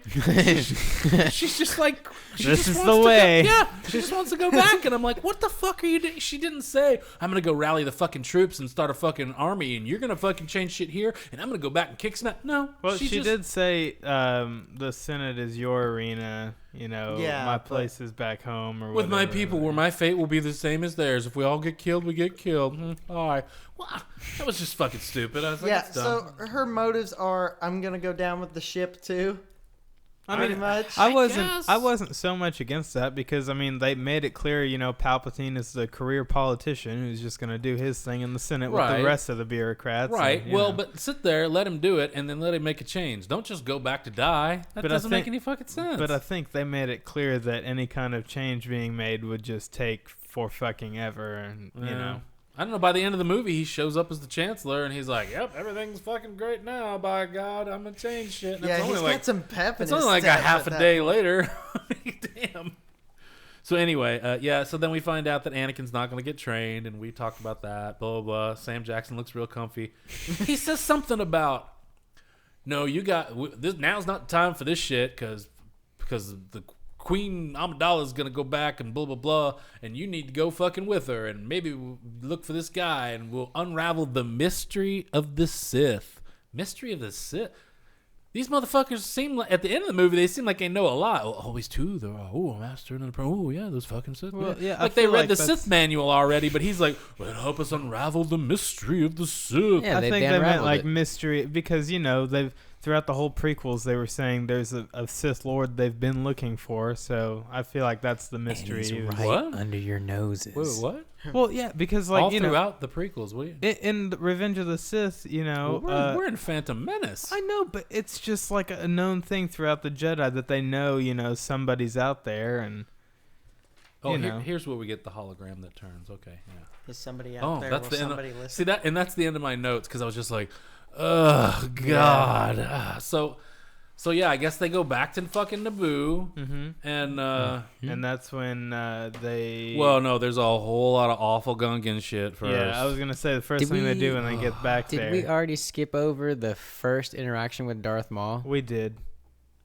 It Yeah, was that on was Tatooine. way That's like back. a second. It's Yeah. fucking stupid. Anakin duck. Anakin drop. Oh yeah, drop whatever. Sir, Qui-Gon, wait, I'm tired. But It's like, why are they running? Why are they running? so I forgot my lunchbox. He left. He left to go get Anakin with some kind of humpback camel, and then what? They ran back. Why? Why were they running? The Force run is faster, but yeah. Anakin doesn't have it. So They don't have it yet. So why didn't Qui-Gon just hang on tight, boom, I don't know. go? I don't know. But That was all stupid. Yeah. but at this point, this is where we get the whole Padme is actually the queen. Yeah, we get Yeah. that Yeah, reveal. Keira Knightley's the double. Yeah. And then it's like, oh yeah, we'll fight with you. Oh, Jar Jar, you're gonna be a general. Bombad General. And this is where the audience went, what? He Forrest Gumps his way through the rest of this movie. Yes. Man. I He really does. okay. So during this war, okay, I will admit the Gungans have some really cool tech and weapons, but my biggest issue with this is that bubble shield, right?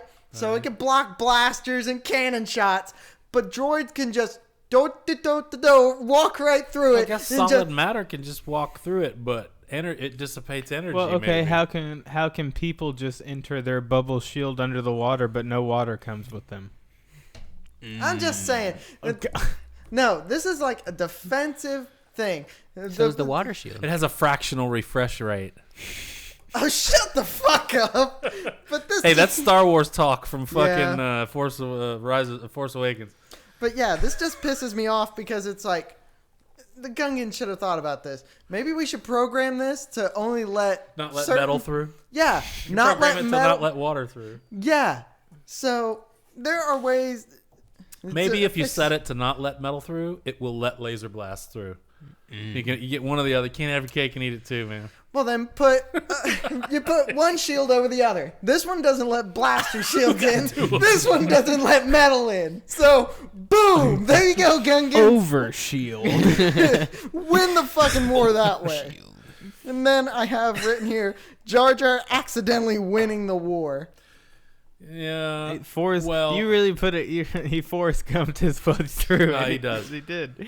So, but yeah, I hate that whole, we disabled the fucking command ship, so now the droids don't work, even though they work. Wi-Fi's down. Even though they seemed autonomous earlier and they can reason and make their own decisions and fucking Plot take convenience. orders from, but now they all just stop working.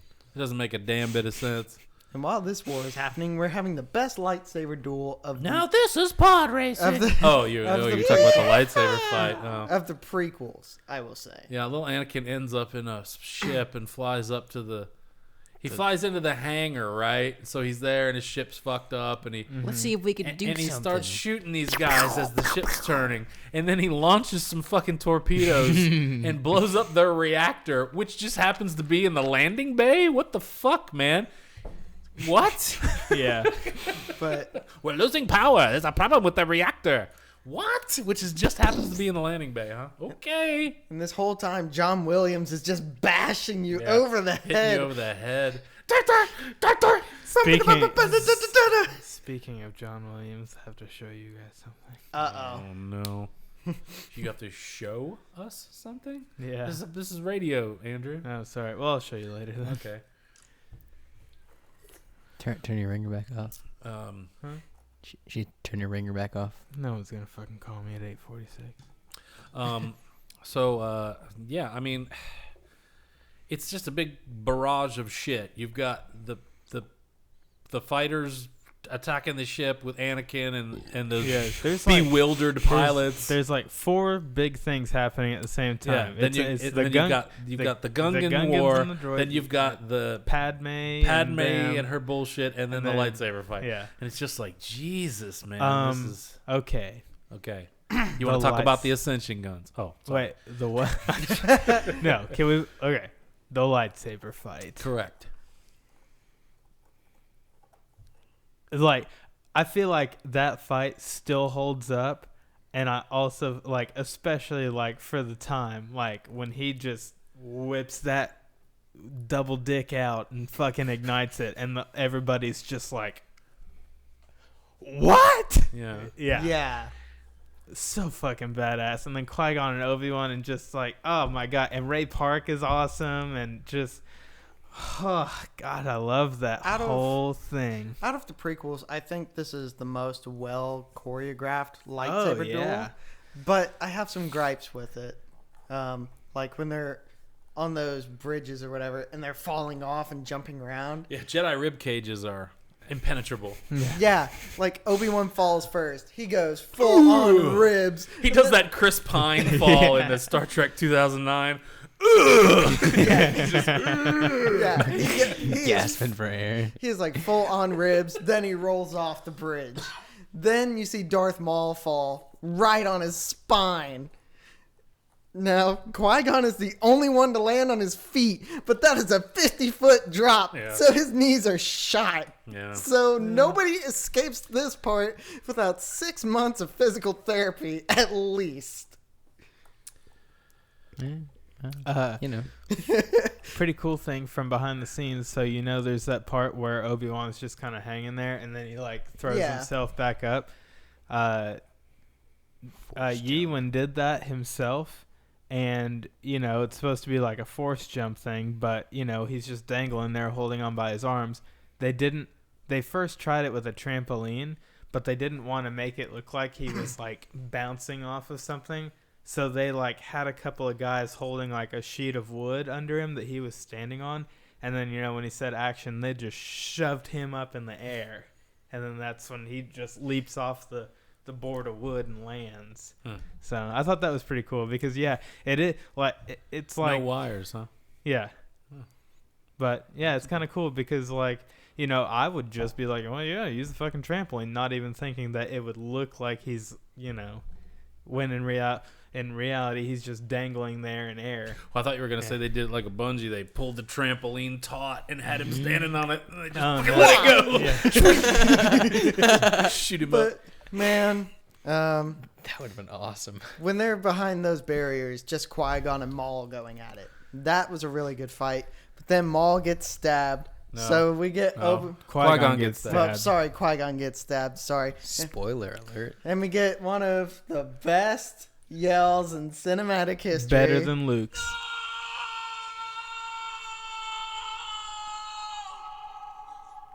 It's not lengthened. It's that long. It's like, damn. Holy shit. And what follows that, dude, that's probably my favorite part of it, where he's standing there and he's looking, he's fuming, and you can tell he's pissed, and then he comes out the gate and he's just bam, and I think that's awesome because, you know, it's like, from what we know, we just know Obi-Wan is this old fucking man, and then here he is just fucking going at it. Another cool thing about shooting that, so Ewan McGregor is like surprisingly good with a sword.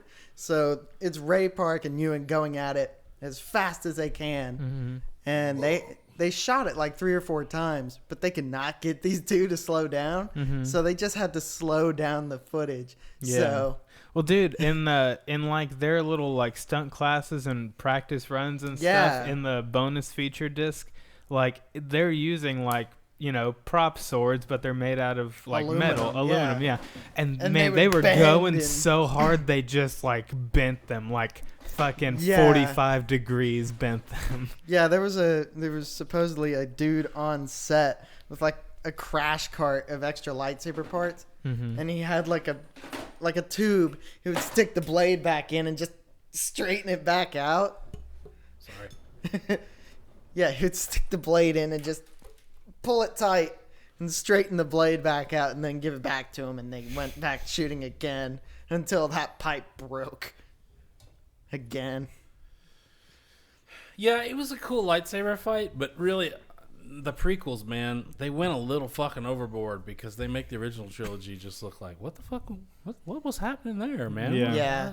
What's up with this? But God, it's cool. It's cool, but Jesus, man, I think Attack of the Clones, it really starts to get crazy, man, and it's just like, what the fuck, man? George always said that, especially like in the lightsaber fight in A New Hope, he's like, these things are, they're energy and they're really powerful, and it takes two hands to control it, and it's, but then they threw all that shit out the window for the fucking prequels, and it's like, no, man, it's like old musketeers fucking fencing with rapiers and shit. Nope, they can just fucking flick that shit around like crazy. It's like, damn, I thought these were supposed to be like powerful and you had to use both hands to control it, and nope, acrobats.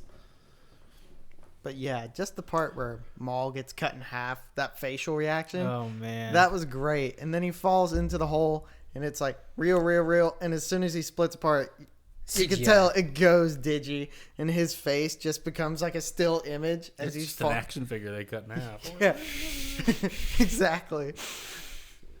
I don't know. I thought it was weird that, Obi-Wan does the flip over him, and he just stands there and watches him, and he lets him land and go, oh, are you ready to... Oh, you cut me in half, dickhead! Yeah. Holy shit, this guy can flip? I mean, they were all fucking fists of fury a minute ago, and now he's just going to stand there. Okay, whatever. Yeah. All right. Why didn't Darth Maul just swing that thing up and cut his foot off or something? He had the high ground. Obi-Wan always has the high ground, it seems like. He's Obi-Wan, man. Oh, did you all? Somebody pointed out that in I know what you're talking Return about. of the Jedi, in like the throne room scene in Return of the Jedi, when Luke is on the catwalk, he has the high ground. Obi-Wan has taught you well. Oh, yeah. Obi-Wan has taught you well. Yeah. But I've learned from that shit. Yeah. So what do we have left from the movie? I mean, we parade. talked about Yeah, Anakin got lucky and did that, and blew that shit up. you That know, that solves the Gungans problem. Qui-Gon died. Obi-Wan killed Maul. Got one last barbecue. Padme's team made it to the ballroom or whatever and did their Captured shit. the viceroy. Yeah. And, there was a big old fucking medal ceremony with a big ball. The East Gungan High School Marching Band. So Anakin's 9 in this movie, right? Yes. Yeah. And then so supposedly in Attack of the Clones he's 19, so there's a 10-year difference. I guess. Yes. Okay. Yeah. Yes. Yeah, because you can't grow an awesome beard like that in like 5 years. Look at Obi-Wan, man. So. His hair grew out too. Jedi mullet, man. No, he didn't. Oh, well, Obi-Wan got the Jedi mullet. Anakin kept that 90s boy band. Well, he's a Padawan. He had the rat tail and the one on the side. He had to have the spiky hair and the fucking rat tail. Because that's what Padawans do. And the Padawan braid. Yeah, that's what they do. Mm-hmm. Okay. So they start Anakin in Phantom Menace in the light-colored tunic and pants and all that. Yeah. But when we see him in Attack of the Clones and Revenge of the Sith, Right. he's got the brownish black. Right. Why do they let him wear that? To- It's like him and Plo Koon are the only ones that wear brown. Well, Sam Jackson's is a rebellious. darker brown. He's like rebellious. He went to And Angsty Jedi Hot Topic. And Well, got I some mean, cool I Banana stuff, Head I man. feel dude, like they have Coyote like Mundi. I feel like they have a selection. Like I don't think that being in the Ayla Jedi Secura Order wears really dark Yeah. brown like leather. I don't think if you're a Jedi, you're like they have a dress code. I think it's just, people wear tunics. You This can is have all different gonna come colors. back up in my why George did the prequels wrong. Oh, well, I mean, we've pretty much covered all the bases of the movie. Would you like to do this now or at the end of when we OG at the end of Revenge of the prequels. Sith? Look, I just feel like so I said something about the robes earlier. Okay, when you see Obi-Wan Kenobi in A New Hope and he's hiding out in the desert, it makes sense for him to have on brown and sand-colored robe type things. Okay, you're seeing Arabs and shit. They wear layers. They wear long, flowing layer type shit because it's actually better to protect you from the sun and stuff. So I have no problem with him wearing a robe in the desert. Okay, and the brown and the sand, it helps him blend in. That seems natural, right? But why did then we have to fucking make every Jedi everywhere throughout time wear a brown fucking robe? It doesn't make any sense, man. What else would they like? Whatever they want. That's what. Well, Okay. Yeah, look just at Luke. clothes. People Luke- can just wear clothes. Look at Luke wore black in Return of the Jedi. And that's great. But Like why? the But skin why, type when we stuff. did the prequels, did we have to show every Jedi wearing the fucking exact same brown ass robes like they're in the goddamn desert? That should have just been what Obi-Wan wore because it made sense in that movie. It shouldn't have been the uniform for Jedis throughout history to wear brown fucking robes. It was fucking stupid. But George had this fucking method of I gotta hit people over the head with everything Star Wars that's familiar. Here, and we just finished Rise of Skywalker, so now I'm able to do this. Okay. My Star Wars trilogy was the original trilogy. Okay. Y'all's Star Wars trilogy was the prequels. Okay.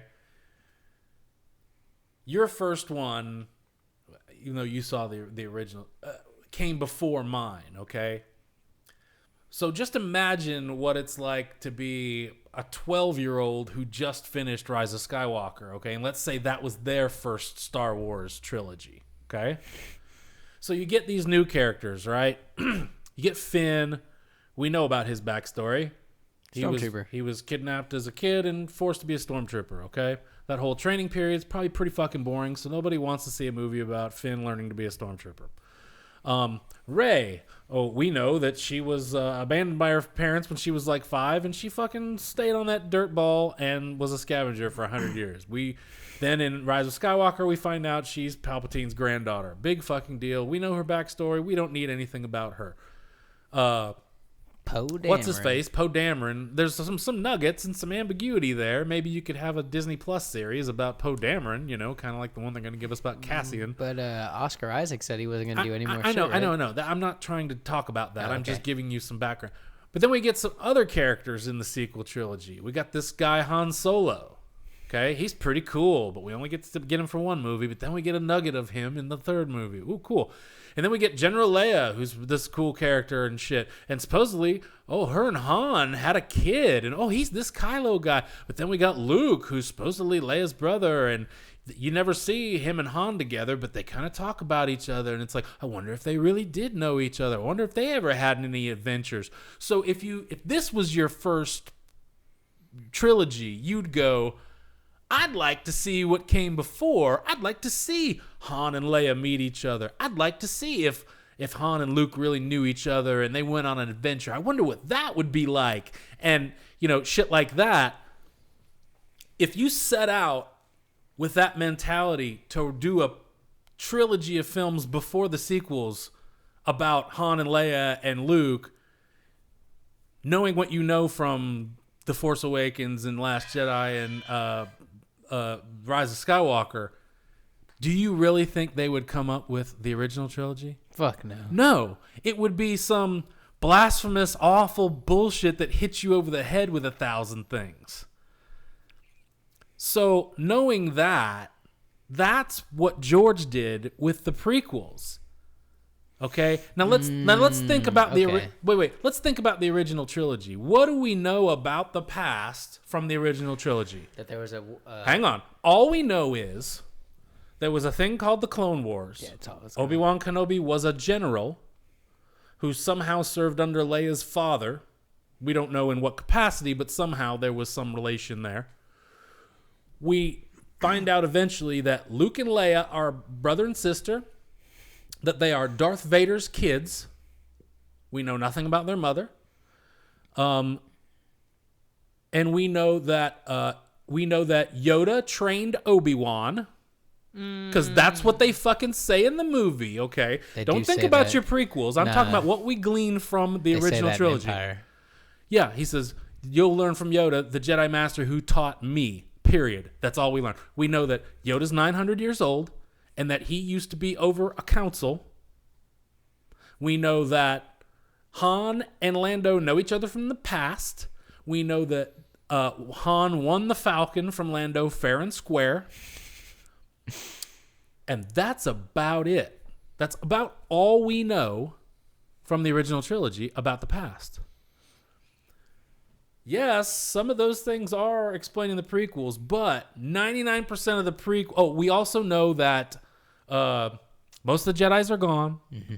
We know that Darth Vader used to be Anakin Skywalker, who was a Jedi and the best pilot in the galaxy. We know that there used to be a Senate, but it gets dissolved right at the beginning of A New Hope. And we know there's an Emperor. That's it, okay? But George did this prequel that instead of just making something cool that those things fit into, he just hit us over the head with imagery and bullshit that didn't need to... Like, every Jedi wears a brown fucking robe. Why? Well, because Obi-Wan wore one, so we need people to fucking have that visual fucking... You know, the Jedi were just supposed to be knights who knew magic and had fucking laser swords. But no, he turned them into fucking monks who couldn't have wives and couldn't ever love anybody and never were supposed to have kids and had to fucking adhere to this fucking strict-ass fucking code. And it just... I mean, if you just take the things that the original trilogy tells you are concrete, it gives you so much leeway to make something that could have been a great thing on its own instead of just something that's... I mean, I really don't know how to put it. I think maybe you can kind of get the gist of what I'm saying, but... The whole analogy with the sequel trilogy and the original trilogy is kind of what I'm saying. We know things from the sequel trilogy, but if you went back to write that story, you wouldn't get the original trilogy. You'd get some bullshit, glitzy fucking nonsense that doesn't seem natural. The original trilogy seems natural because it came first. It's not trying to make up some shit that came before a thing we know. And that's why I don't like the prequels. I think they were done really crappy-like. He just inserted some things that were stupid. There's no need for Anakin to be a slave. There's no need for... What? Do you like the sequel trilogy better than the prequel trilogy? No, I don't like either one of them. Okay. Damn. But like, okay, there's a guy who does a YouTube series where he's... The first one he put out was, what if episode 1 was good? And he reworks it, and he does some things to make some changes, okay? And then he did episode 2, and then he did episode 3. But he keeps it in George Lucas's basic block. He just makes some tweaks to story and shit like this and blah, blah, blah, blah, blah. And, you know, I mean, he puts out a version that's pretty good, but he still stays in that box that George created.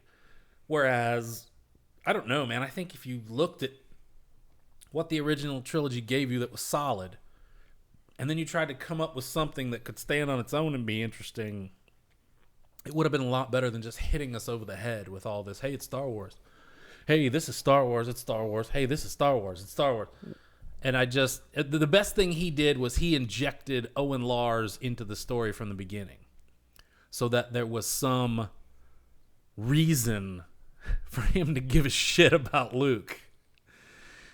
He made it out like he was a pilot, and he did stuff with Obi-Wan and Anakin, you know, through like Clone Wars type era and shit, so that he knew Padme, he knew Anakin, they were his friends, and you know, so naturally, if shit went bad with them, he would want to take care of one of their kids or something, you know, like that. But maybe he saw Anakin's fall and go bad, and he didn't want that to happen to the kids, so he would take it, and I think that's a pretty good idea. Instead of Anakin being like a slave, why couldn't and really the shady part of the Jedi is, I guess they just take kids from their parents when they're young, because I guess the parents are like, well, it'd be better for him to be a Jedi. Fuck it, I might as well let him go.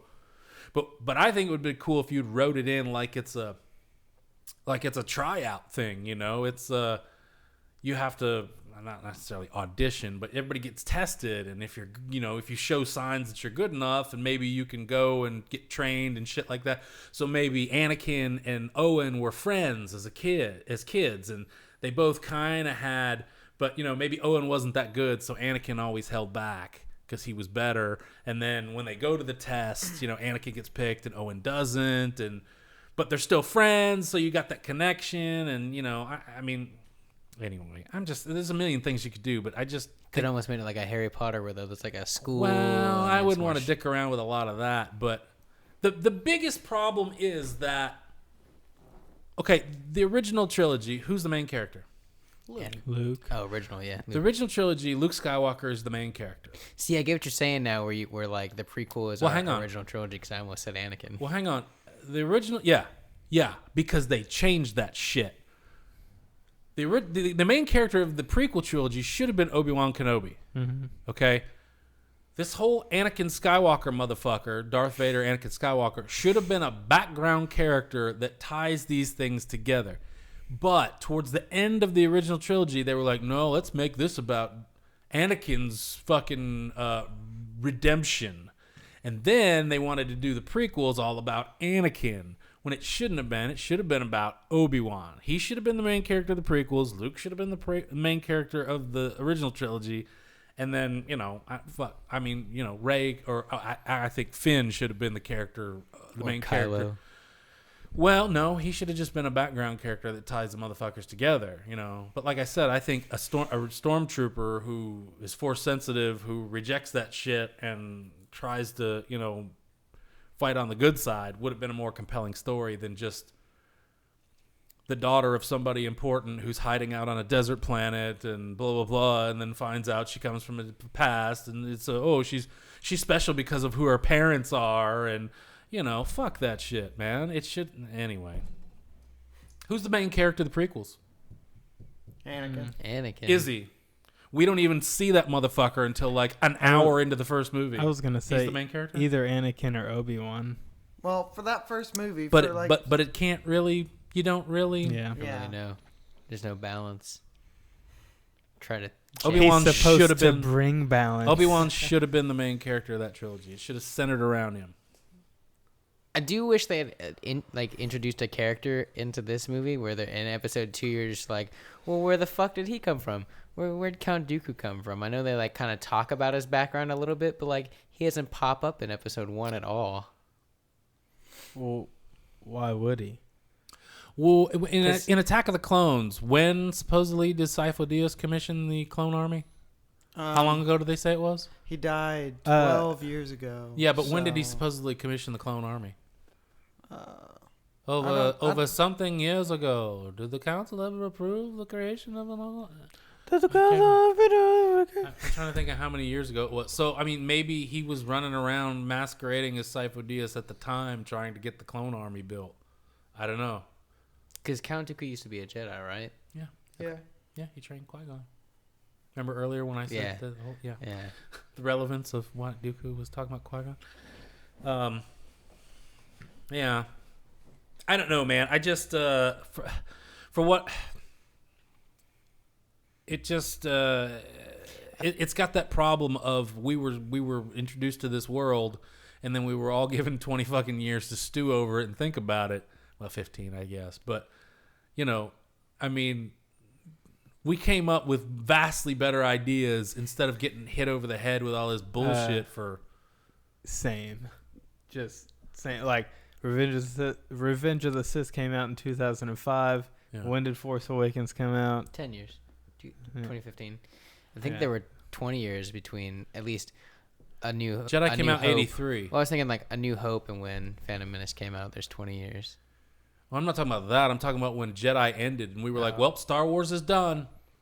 And then Well, I wonder what 16 years all later. that Obi-Wan and Anakin running around shit would have been like, and we had forever to think about it. And then he gave it to us, and it wasn't good. It should have been its own thing. It should have been 100% less Senate, Trade Federation, taxation route bullshit, and it should have been a fucking space pirates and fucking What the Mandalorian is. swashbuckling fucking guys running around with laser swords and adventure-y type shit, as opposed to, All this political bullshit. political bullshit and a little kid Damn, and that would've been midichlorians and dumb shit. I could see that, and Ewan McGregor looks badass running around like that. That would be. I mean, cool. it just it should have been something different than what it was, but we got just hosed in the deal. well. You live and you learn, but they didn't, because then they fucked up the sequel trilogy, but without having a plan. Yeah, the fucked up thing is George had a plan. He planned that shit out, and it still wasn't very good. Well, anyway, that's the Phantom Menace, I guess. Yay! Oh, yes. So The weakest of the three. for Whoa. sure. No, sir. Definitely the weakest. The weakest of of the the three. prequels. Nope. Sorry. Would you say Attack of the Clones the weakest then? Yes. Up Sorry, yours, guys. buddy. Sorry. He said it before. This is my movie. Yours is Attack of the Clones. That's I cool. don't think so. That's fine. Agree to disagree. sir. I don't think so. Yeah. So I guess next we'll have to dive into Attack of the Clones and see. We'll hear this fight about which one's really better. Yes. Why is it? Okay, that's enough there, Ewan. And yeah, maybe these guys can make a compelling case of why Attack of the Clones is better than Phantom Menace. Okay, that's fine. You'll Oh. move. I feel like between the two of us, Nate and I can definitely make a compelling argument. Ooh, you know what, Andrew? I will side with you in the interest of fairness, and we'll see if these guys can make us believe that Attack of the Clones is Okay. fantastic. I like You got to that. do your homework, buddy. Oh, Yeah. I'll bring notes. Dude, this Yeah. guy's going to kick our Sell it. ass. Sell me the Attack of the Clones. Sell Yeah. it to me. Like right now? No. I'm just saying. Yeah. That's your mission for the next one. Make me wanna like it. Okay. Well, Jack, I only got one thing to say. I have a bad feeling about this. No. This is coming in handy.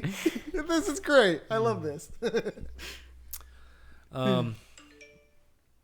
Did you guys? So since we wrapped up The Mandalorian, they put out a bunch of pictures of that stagecraft shit. Have you seen Yes. any of them? I haven't. Oh man, yeah, like everything in there is those fucking virtual environments. Everything is like, damn. Yeah, it's pretty crazy. Damn. Yeah, so much of that shit's just projection. It's like, wow. I didn't even notice half of it. Some of them were a little wonky, and I was kind of like, oh. But yeah, Did they man. say that's what the vignetting is? Like when there's No, like, damn. I think that's just a texture type choice. But it was so weird when he was walking through the alley in like the second or third episode.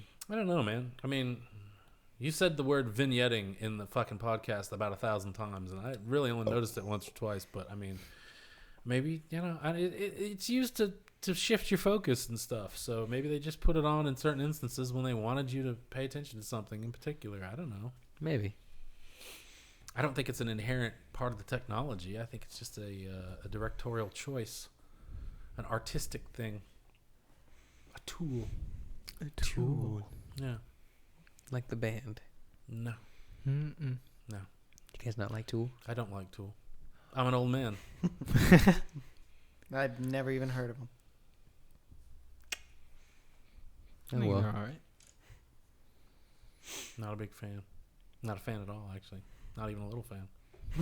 Whoa. More of a hater. Not even like a little desk fan? Hey, MCR touring. That's cool. So what? Their entire North Whoa. American tour. I'm is sold bitter, out. okay? Why are you I'm bitter? Because, man, look, these motherfuckers.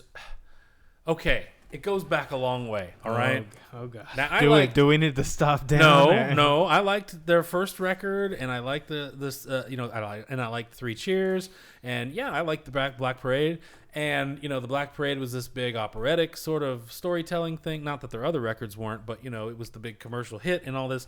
And afterwards, they were like, we're going to go back to our roots and we're going to do more of a raw record. And I was like, fuck yeah. And so they went in and they spent all this time in the studio and blah, blah, blah, blah. And then there was some problems. And then they had to go back in the studio and all this shit. And then they put out fucking Danger Days, which was just bullshit candy pop. There's like one song I like on it. And I was like, what the fuck, man? And it's a concept record. So I was like, what the fuck happened to the raw, Well, apparently, okay, that came out then later as Conventional Weapons. But they went in and recorded Conventional Weapons and for some reason said, I don't like it. And they just put it on the shelf. And then they rewrote some of it and wrote a bunch of other shit. And that became Danger Days. And they put that shit out. And it was just like, well, this is crap. And then they broke up. And then, Frank was driving around listening to the Conventional Weapons shit and was like, man, some of this stuff's really good. I think we should release it. So then they released that as double A-side singles, 5 of them. And then, and that was the record I wanted. And I was like, well, what the fuck, man? It's funny because some of the songs have passages in them that are identical to a song on Danger Days. Mm-hmm. But they're just like polar opposites. And you're just, it's like they had some good ideas and they just rewrote shit and made it poppy and electronic and it was fucked up and I don't know what the hell they were thinking, but they quit and it was like, well, fuck, man, god damn it, you sons of bitches, I loved that band and then they just fucking abandoned me. And then they want to get all cryptic and be like, ooh, we might do this. And they played this fucking social media game for the past year and a half of this bullshit hints and a picture here. Ooh, what do we do? Ooh, maybe, ooh. And it's just bullshit. And then they're like, we're going to do 2 shows. Like they had that show in California and maybe a show somewhere out in Tokyo. England or some bullshit. It was, oh, you're going to do one fucking show? I don't give a fuck. Fuck off. Do a record. Or go crawl back in your fucking hole, right? So now they're doing some dates and this, that, and the other, and it's all sells out in a minute, and nobody can go to it. And I'm like, I don't give a fuck about what are you guys gonna do? 45 minutes of the old stuff? Well, that's great, but that doesn't do me any good. What are you gonna do for me? Mm-hmm. You gonna do a fucking record or not? If you're not gonna do a record, then go back in your fucking hole and sit down. I don't think they're going to do another record. And they're doing all these fucking little video things and shit. And I'm just like, don't tease me, okay? I don't need that shit. Do a record or not. Well, they are actually working on a record. I'm not a 10-year-old who's going to stream your shit on Spotify. Years. I buy records. Well, you need to please me. Go ahead, sorry. Well, all the short films they've been releasing, each one has a track or like a sampling of a track that's going to be on the new album. So far, there have been 3 or 4 short films that have come out. Haven't watched them. Don't care. Make the record. They're really well shot. But that's great, but make the record until I hear for proof that you're making the record and you give me a release date. I don't care. But that's how bitter I am. But yeah, all these short films. Savage. All these short films have new tracks, that are supposedly going to be on this upcoming album. Side note: in 3 days, we get a new Green Day album. Continue. I'm on point with Scott though. Really? Didn't they just do a show that you? It was the NHL All-Star game. And in 3 days they're gonna put out a record? Mm-hmm. Wow, that's kind of weird. They've been working on it for a while. Well, they signed a. Usually you go into hiding until the record comes out, and then you come out guns blazing. Yeah. Well, they announced last fall they're doing this big mega tour with Weezer and Fall Out Boy later this year. I wouldn't mind seeing Green Day and Weezer. Yeah, and then they released a couple of singles from their new album, like over the winter, and then they signed a deal with NHL, and they're like the one of their new singles is like the NHL theme song now for this season or whatever, and then they played the All-Star game, and yeah, their new album comes out this week. Did you hear that Billy Joe Armstrong wants to re-record one of the albums? I heard some rumors about it. Because he likes how one of the songs came out live better than how it came out in studio. There was a Rolling Stone article where he talked about his favorite 15 songs. Did you really need to contribute that, Jack? I did. It felt very essential to the conversation. Are we coming up to the end of the podcast? I think we've already surpassed the end of it. Now we're just kind of bullshitting like we normally do for like 30 minutes afterwards. Boy. No. Boy. No. Is that Mace Windu? It is. A Sith Lord. A Sith Lord. Lordy. I forgot how funny the episode of that 70s show where they all go see A New Hope is. I watched that the other day. Whoa. Take a seat, boy. Yeah, it was pretty good. Yeah, that was a pretty good episode. Hello? He's choking me with the Force. Liar! Hey! I was going to do that one. Damn it. Too late. Well, up next, Attack of the Clones. It's coming. When what's your schedule look like, AJ? As far as Attack of the Clones availability. Yeah, AJ. Did you call me AJ? Yeah. Okay. I called you AJ before on the podcast. That's what Mom wanted you to be called. No, it's Shut not. the fuck Oh up. no, it was Drew. That's right. Let's see. This week, I am off on Wednesday, and then I go to LA. Oh, you still have a night class on Wednesday, right? Yes, I do. And I'm seriously I considering wouldn't- dropping it. Yeah, I wouldn't be. Ooh, damn, got mad, did you? No, I I'm just- not mad. It's, Don't feel bad. I dropped a No. morning class when I was going. You can't. This you isn't can't- related to my major. I know, but you can't. But it counts towards your minor, so you can't. I don't think Plus, it you have does. to Film be- studies. You can't afford to lose the hours, man. You want to take a fucking fifth year? You want to take another semester in a fifth year? No. Well, all right then. Pass the fucking class. I'm off next Tuesday and Wednesday.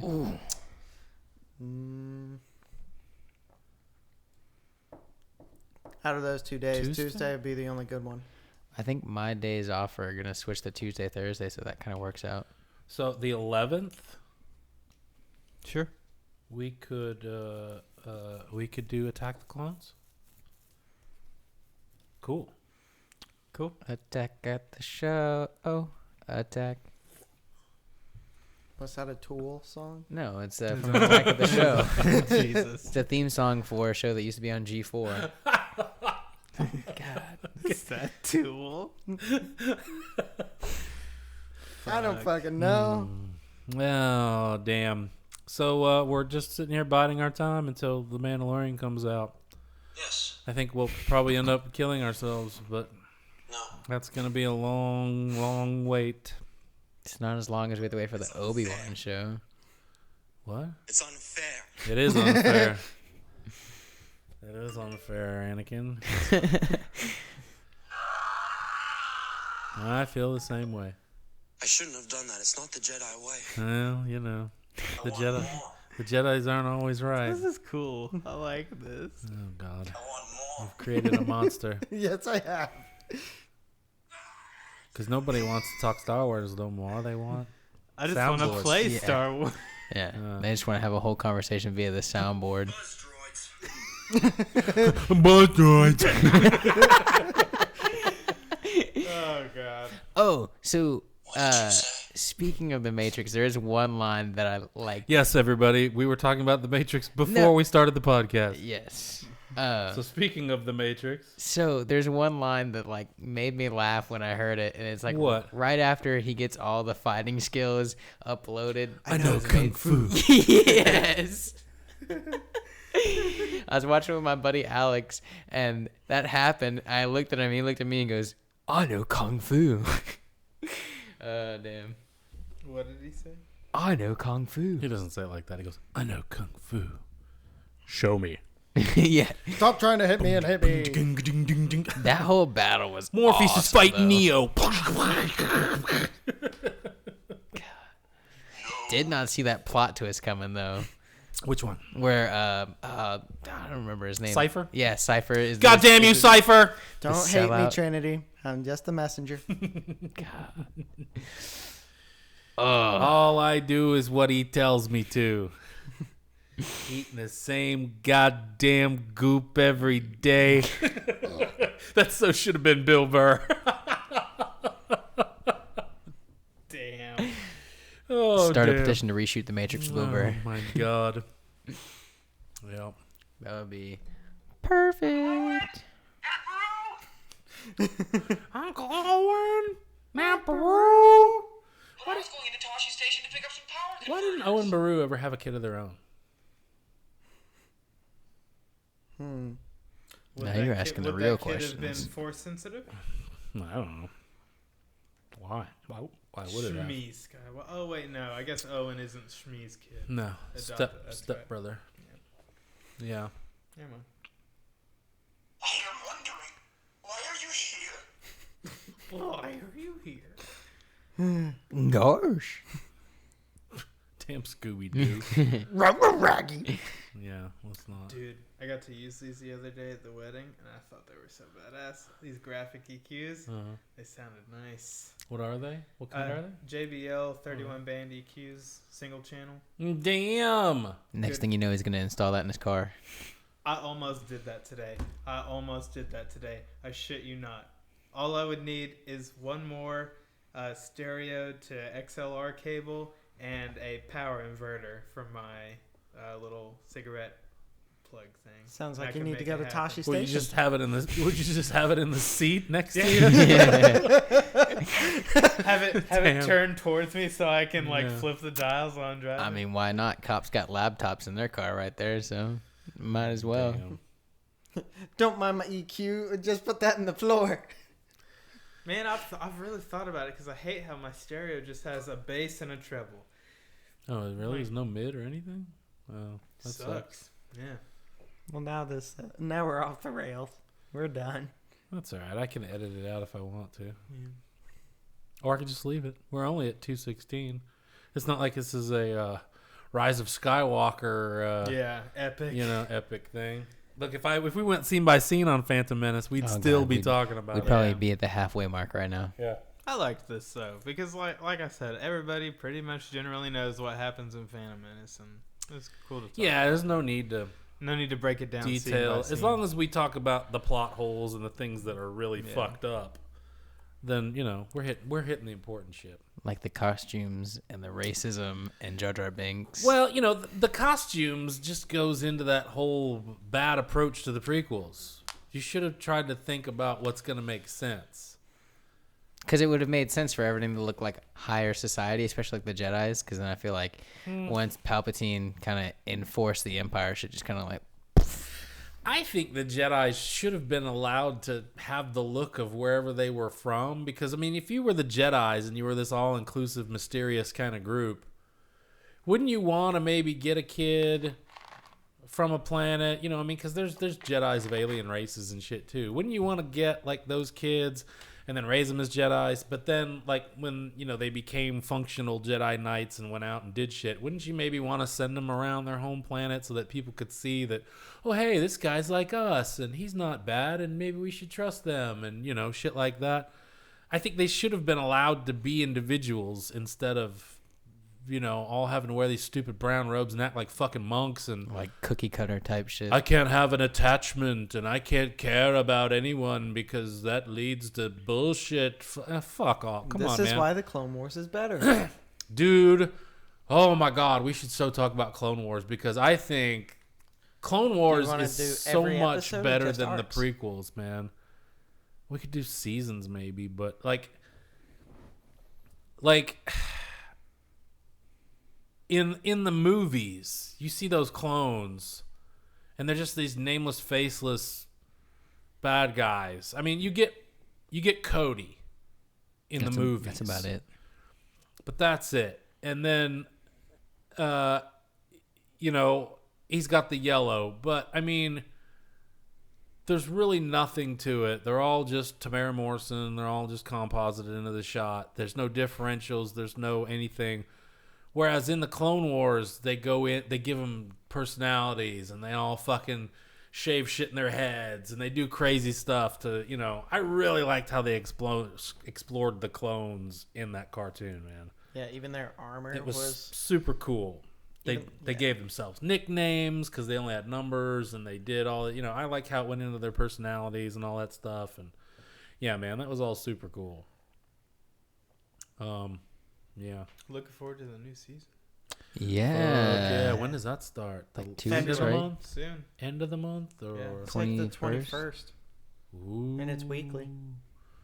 Ooh. Oh, you guys want to do Clone Wars? I'd be down. I'd be down to do season 7. Cool.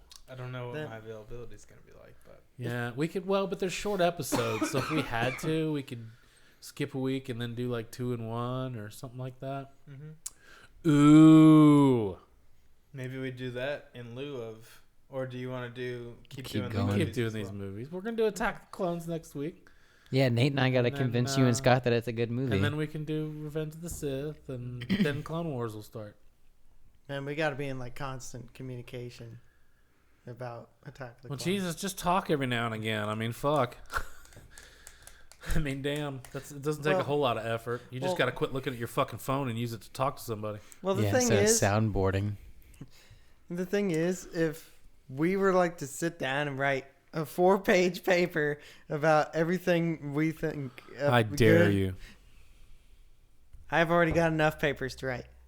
So, Jack, You don't do anything, Jack. Hey, whoa, whoa, whoa, whoa, whoa, I whoa, whoa. work 2 jobs. Jack teaches. For Okay. if we did a 4-page paper, you could just look at it and be in like 5 minutes and come up with one argument that just debunks the whole Who? thing. You. Oh, well, you know. Yeah, you'd pick one thing from the movie and it would disprove our whole. I got a whole lot of hate in my 8-page. heart, man. I can focus that because the dark side makes you powerful. Gives you focus. Damn straight. Makes you powerful. makes you strong. Unlimited power. Damn straight. As he's shocking the shit out of Mace Windu. How did Mace Windu's face get fucked up? Hey, man. Because he flew out that window. He still got Flew out that window. He still got the shit shocked out of him. Yeah, that's why he's dead. I don't think he's dead. No. You guys are idiots, man. And Boba Fett and Mace Windu are driving around in a 68 Camaro, and they're having adventures, and that's going to be on Well- Disney Plus because It is more plausible The that Rock is going to play Boba Fett, and But Mace Windu's got an eye patch now and a sweet goatee. yeah, it is more plausible that Boba Fett is still alive than Mace Windu. why? Because it takes Whoa! like, it takes Boba like, Fett got his head chopped off. that's Jango Fett, you Jango. dumbass. Fuck me. Well, I'm in just that gonna, favorite movie of yours, Attack I'm just of the gonna Clones. go now. Wow. I will single-handedly defend Attack of the Clones. Damn it! Damn. But yeah, Boba Fett could have easily gotten out of that Sarlacc pit. pulled his ass out of the Sarlacc pit, maybe. Yeah, because it takes. But that like thing's got a lot of teeth, and he's What, wearing grappling hook? jetpacks. The grappling hook is what got him out. Yeah, but he's wearing a jetpack, and the Sarlacc pit has a bunch of teeth. So I mean, one got a good jetpack, puncture yo! is- Well, I mean, seriously, I hold gotta on. get one of those. Yeah. Hold on. They fly now. I'm gonna use the original cut of Jedi before the Sarlacc got that weird fucking beak. Yeah, the octopus beak. Yeah. So The sharp octopus beak. yeah, he could seriously like They are sharp. he could aim at one of those teeth, blast that out of the way, launch his grappling hook, zip out, be just fucking fine. Okay, so we're gonna set this up a scenario where you're falling into like a quicksand pit or something, and see how fast you can think off your feet. Okay. So let's say he does get out. Yeah. Now he's stuck in the middle of the Dune Sea. In a hot ass. What does he do? Mandalorian armor? Well, what does he do? He's gonna pull a Mando and repair his jetpack, man. He's gonna repair his armor and stuff on the fly and get to civilization. Easy. I don't think it's that easy, but I think he's very well trained, to be honest. So then what did he do? Then he just hid? I mean, until He he just went home and licked his wounds and and what would be Said, the "Fuck purpose it. of him surviving? they beat me. Fuck it. Then he got a desk job and he became a normal human of society. well, maybe he just became a gun for hire. You know, like a bodyguard, you not could a have bounty written hunter. you could have written him in and been like, Poe when Dameron's Han dad. and Chewie show up in The Force Awakens, and then like Conja Club and the other group show up, they could have. It could have been like, how the hell did you, he could have been acting all cocky, and then these guys show up and he could have been like, how the hell did you find me? Shink, and out shink, from behind those shink. guys pops Boba Fett and he's like, son of a bitch. And then everybody would have been like, ah! Boba Fett's back, baby. Yeah, he's the head of Conja Club now. There you go. I did it, JJ. Just write him a check. That's all you gotta do now. You just hear the spurs. Well, they could have just all because it was like 4 or 5 guys standing. Yeah. They all just could have got out of the way, and Boba Fett would have walked forward. We still back from the dead, assholes. we still don't know who that character was that was walking up on that dead body It in the was Mandalorian. fucking Gideon. Shut up. Was it? Yeah. Did Gideon walk in any of those episodes? Did he have the spur sound effects? No, he's got a wheelchair. Can he walk? I'm telling you, dude. It was probably Gideon, man. Yeah, for sure. I just don't understand why you think it's Boba Fett. What? What? Stranger things have happened. We've said it once, but we'll say it again. Shut the fuck up, Jack. Okay. It's not Boba Fett. It doesn't make any sense. Why would you do that? Why does Disney do anything that they do now? To make money. That's a good reason to make money there. You can have tons of Boba Fett action figures. But They still do. But all you saw were some boots. And it's clearly the other guy. It's clearly If it was gonna be Boba Fett, They would have shown you you by now. would have fucking seen him. You wouldn't see a pair of boots that everybody thinks might be him and then not hear anything about it for a year and a half. That doesn't make any damn sense as far as making money. True. I mean, Do you think we'll see any of that crew from the Bill Burr episode in season 2? I don't know. Depends on how much money they want to spend. You'd have to, but I mean, you couldn't just put them in just for the sake of putting them in. No. It'd have to be It a makes good sense. story. Yeah. It'd have to make, but surely to fuck, you don't leave a group like that hanging and then not have a situation in season 2 or the beginning of season 3 where everything seems like it's going great for our hero and blah blah blah, and then all of a sudden, bam! Hey, guess what, dickhead? We're back. Yeah. These motherfuckers show up. Oh, damn. Or maybe it's a low point, and then, pow, one of them walks in the room, and you're like, fuck. It's going to be the Deveronian. I heard, or I read, I didn't hear it, that like the Mandalorian season 2 is supposed to kind of like explain more about the rise of Skywalker and how Palpatine survived and shit like that. Why? We obviously hated that. Don't taint our Mando. That's what I was thinking. We don't give a fuck about Rise of Skywalker, dude. Just give us more of Mando and Baby Yoda, and that's all we care about. We don't give a fuck about the goddamn Rise of Skywalker. Don't let the Empire take Baby Yoda. I want to see a Baby Yoda in Mandalorian armor, damn it. Damn straight. I want to see adolescent Baby Yoda in Mandalorian armor With a green dark lights. saber. I'd rather see Ooh, this. Yeah. Yeah, I have that. Your dad sent that to the group and I saved that. Oh yeah, that's cool. Yeah, some little adolescent Yoda, angsty teen Yoda in fucking armor with the dark saber. Yeah. My father, you are not. Yeah. Tell me what to do. You cannot. My room I am going to. Yeah. That would be cool. Well, but that's what I was saying when we were doing the series. Do you make us wait a year and then give us another year of just cooing Baby Yoda? Or do you do a bit of a time jump and you give us some more? How many years after Return of Jedi is the Mandalorian taking place? 5. It's 5. 5. And then how many years are in between Jedi and Force Awakens? It's 18, 19? No, it's 30 years, isn't it? Sounds about right, because Luke's 19. It's 30 years. It's 30 years difference. Yeah, okay. Cool. So there's still plenty of time. Even if they do skip a few years.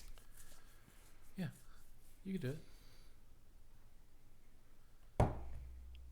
Is that it? I think so. We ran out of gas. Think so. Dog, I ain't even gonna lie. I'm tired as fuck. Well, Same, and I gotta do some poetry responses. This is the first. Poetry. This is Yeah. this is the first full day I've been home in 2 weeks. Wow. I got a travel job tomorrow. Nice. Wow. True. Not really. Oh, and then I got one Wednesday. Damn. 2 different places in 2 different directions. Damn. Yeah. One of them's 2.5 hours that way, and the other one's 2.5 hours that way. Yay. Got the Hyundai though. I'm only using that tomorrow. You driving your car to the other one? Mileage, baby. Make that money. How They much dropped it. They dropped it a penny this year. It's 58.5 last year, and now it's 57.5, I think. So they stole a penny from me, motherfuckers. Fucking bastards. Bastards. I think Or maybe it was 58 cents last year, and now it's 57. Anyway, it went down. Either a whole cent or half a By cent. golly, it went down. That shit adds up though. Well, a cent, half a cent, that's not bad. I can remember a couple times when it would drop like 5, 8 cents, and you're like, Fuck dude, that. what the fuck, man? Yeah, but anyway. Even the drivers at work only get like 27 cents a mile or some bullshit like that. Well, but it's different for different things. because they get tips. Yeah. Yeah. That's why waiters and waitresses don't get paid minimum wage. Yeah. Because on road they don't make $7.25. On road they make like 3 and some change or something like that.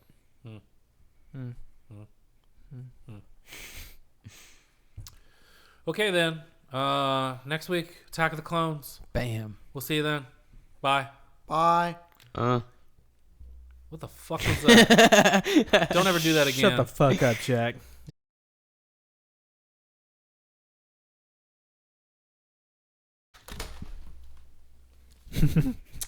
Good save. Just gonna put that right there. If anybody want to do this before we actually, I sat down and looked at it. I was like, yeah, it's complete. We still got the chocolates in the center. complete. Something complete.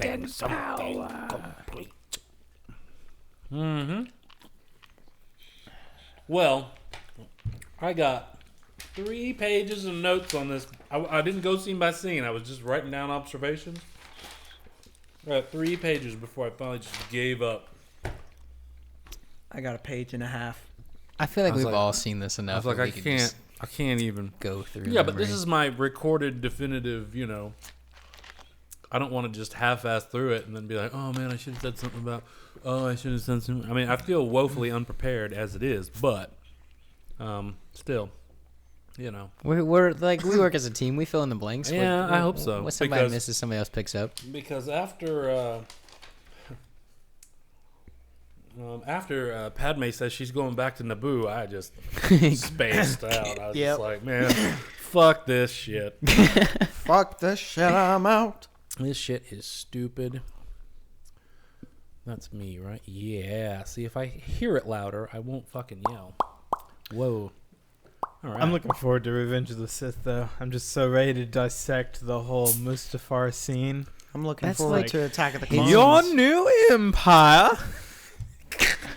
That's all. Everything that just happened was Oh, hold on. way too loud. Yeah. You know what I'm gonna do? I'm gonna turn everybody up so that everybody isn't talking as loud. Oh, yeah.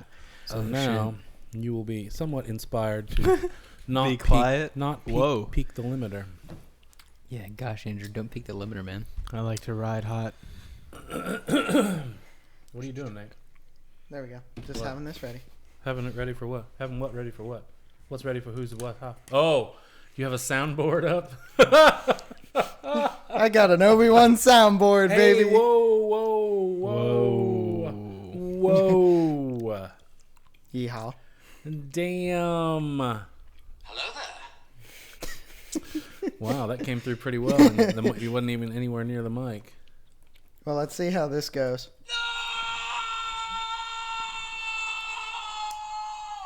Well, I could hear it.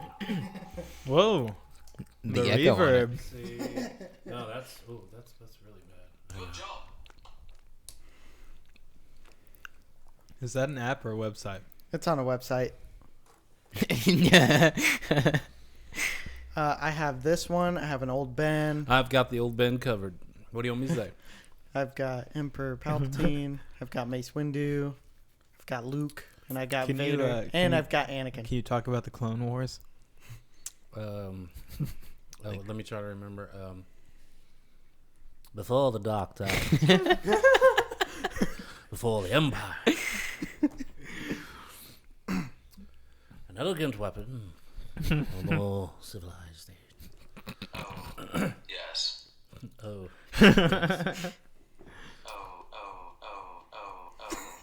Yes. What was the Darth Vader one you did? Oh, I didn't mix that one. They did that. Oh, somebody did that? Oh, I thought you you were letting one play and then you hit the other button. No. Okay, I thought you did that yourself. Damn. Nope, I wish. Damn. Oh, is this it? I am curious. So, Yeah, that's it. you have a twin sister. You were right about one thing, Master.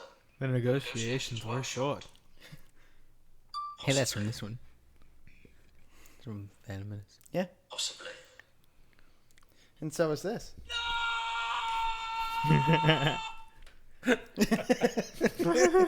Is it really that long in the movie? Yes. Lords are our speciality. Yeah, it's a hell of a. It's probably one of the best no's I've ever heard. We're just gonna be fucking with this. Hello there. Curious. Well, I haven't done the intro yet, so. This is all going to get moved to the end. Well, You were the chosen one. Hello. Hello there. Hello there. Hello. Hello. General Kenobi. Yes. Yes. Yes. Surprisingly, yes. the special effects from Revenge of the Sith still hold up. I was like, damn, this looks When really did you good. watch Revenge of the Sith? Whenever you watched it with Aaron. That's when I watched it. Is that Aaron or Erin? Andrew? It's Erin. Oh, where's Aaron from? Is that the girl you were doing the lewd references, but they were all recording terms and stuff? Is that her? Okay, cool. Yeah. ooh, who's Aaron exactly? The girl he was talking about the time when we was over here, and they were bouncing back and Oh, forth, that's right. That's right. Okay. recording and audio and video phrases, but they were making it sound dirty. Yeah, Okay. yeah. Nice. All right. What about you, Jack? Yeah. What about you, Jack? What about me? I don't know. Nothing to tell, huh? Well, all right then. Well, damn. No, not really. Not talking to any girls. No. Haven't got any numbers recently. I mean, I got a girl's number at a bar the other night. Oh, was she an Xfinity rep trying to get you to sign up for? Damn it! That's why she asked for my number first. No. Me and JT went out and we were playing a game of pool and he had just scratched, so he was standing there just like, man, what the fuck? And she like literally kind of pushed JT out of the way and like came up to me and like stuck her hand out to shake my hand and was like, hi, you're pretty. And I was like, hey. She said, "Hi, you're pretty." Yeah. You're pretty. Yeah. I was really thrown off. I was like, hi, thanks, you too. And then I looked at JT and I was like, hey, you just scratched, so it's my fucking ball. And I went back to playing pool. That was it. No, then like she was working at the karaoke bar, like for signing up people. That's no, wait. She came up and said, "Hi, you're pretty," and you said, "Hey, thanks." You said back at you. Okay, JT, let's play pool. And what? She just walked away dejected, or No. I was glad to meet you too. Yeah. I don't think I'm painting a good picture for myself here. no, you're No, not. you're not. You're not at all. Anyway, at the end of the night, we were all walking out together, and I was gonna get her number then. But the JT was like pushed me and was like, get her number. I was like, dude, I was gonna get it anyway. Back the fuck off. And then I got her number. Yeah. And he said, "How do you like them apples?" What's her name? You don't get that, do you? Wow. Do you get that, Andrew? Mm. Oh my God! You get a girl's number at the bar, and then you. Damn. Do you like apples? I got a number. How you like them apples? Goodwill Hunting? Never seen Good Will Hunting. You need to. I know. It's pretty good. All right, we're done here. Yes. Get out of my house. Bye. But yeah, no, her name's Bree. You She's teach film school, and you don't even. I'm a teacher's assistant. That makes it even worse, man. Yeah, If you're the Don't assistant- Don't let anyone know you've never seen Goodwill Hunting. Okay. I can just watch it tonight. Well, I mean, Good if luck you got that finding kind it. of free fucking time, go ahead. But I'm just Pretty sure saying. it's still on Netflix. Is it not? No. Is it on Hulu? Mm, I don't know. the best place to go would You be can get it Amazon. anywhere for like $4. True story. But, I mean, Thanks, Kevin Smith. Speaking of Kevin Smith, have you guys seen the new Jay and Silent Bob movie? Yeah, have you? Not yet. I Oh. haven't. Me and JT are gonna watch it. It's fucking awful. That's what I liked heard. it. No shame in saying that. It's liked fucking it, though. terrible. I heard it was just all straight fan service. It's fucking terrible. Terrible, terrible, terrible, fucking terrible. Bruce Willis was right. Kevin Smith doesn't know anything about lenses. Terrible.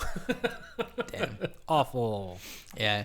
It's not as Horrible. bad. Somebody described it as Kevin Smith like just sucking the dick of the fucking fan service and cradling the balls the whole fucking time. It's just, some of it's even cringy. It's just like, oh, what are you doing? He's fallen a long way from Red State, man. I tell you what. You sounded like Luke Skywalker there. What are you doing?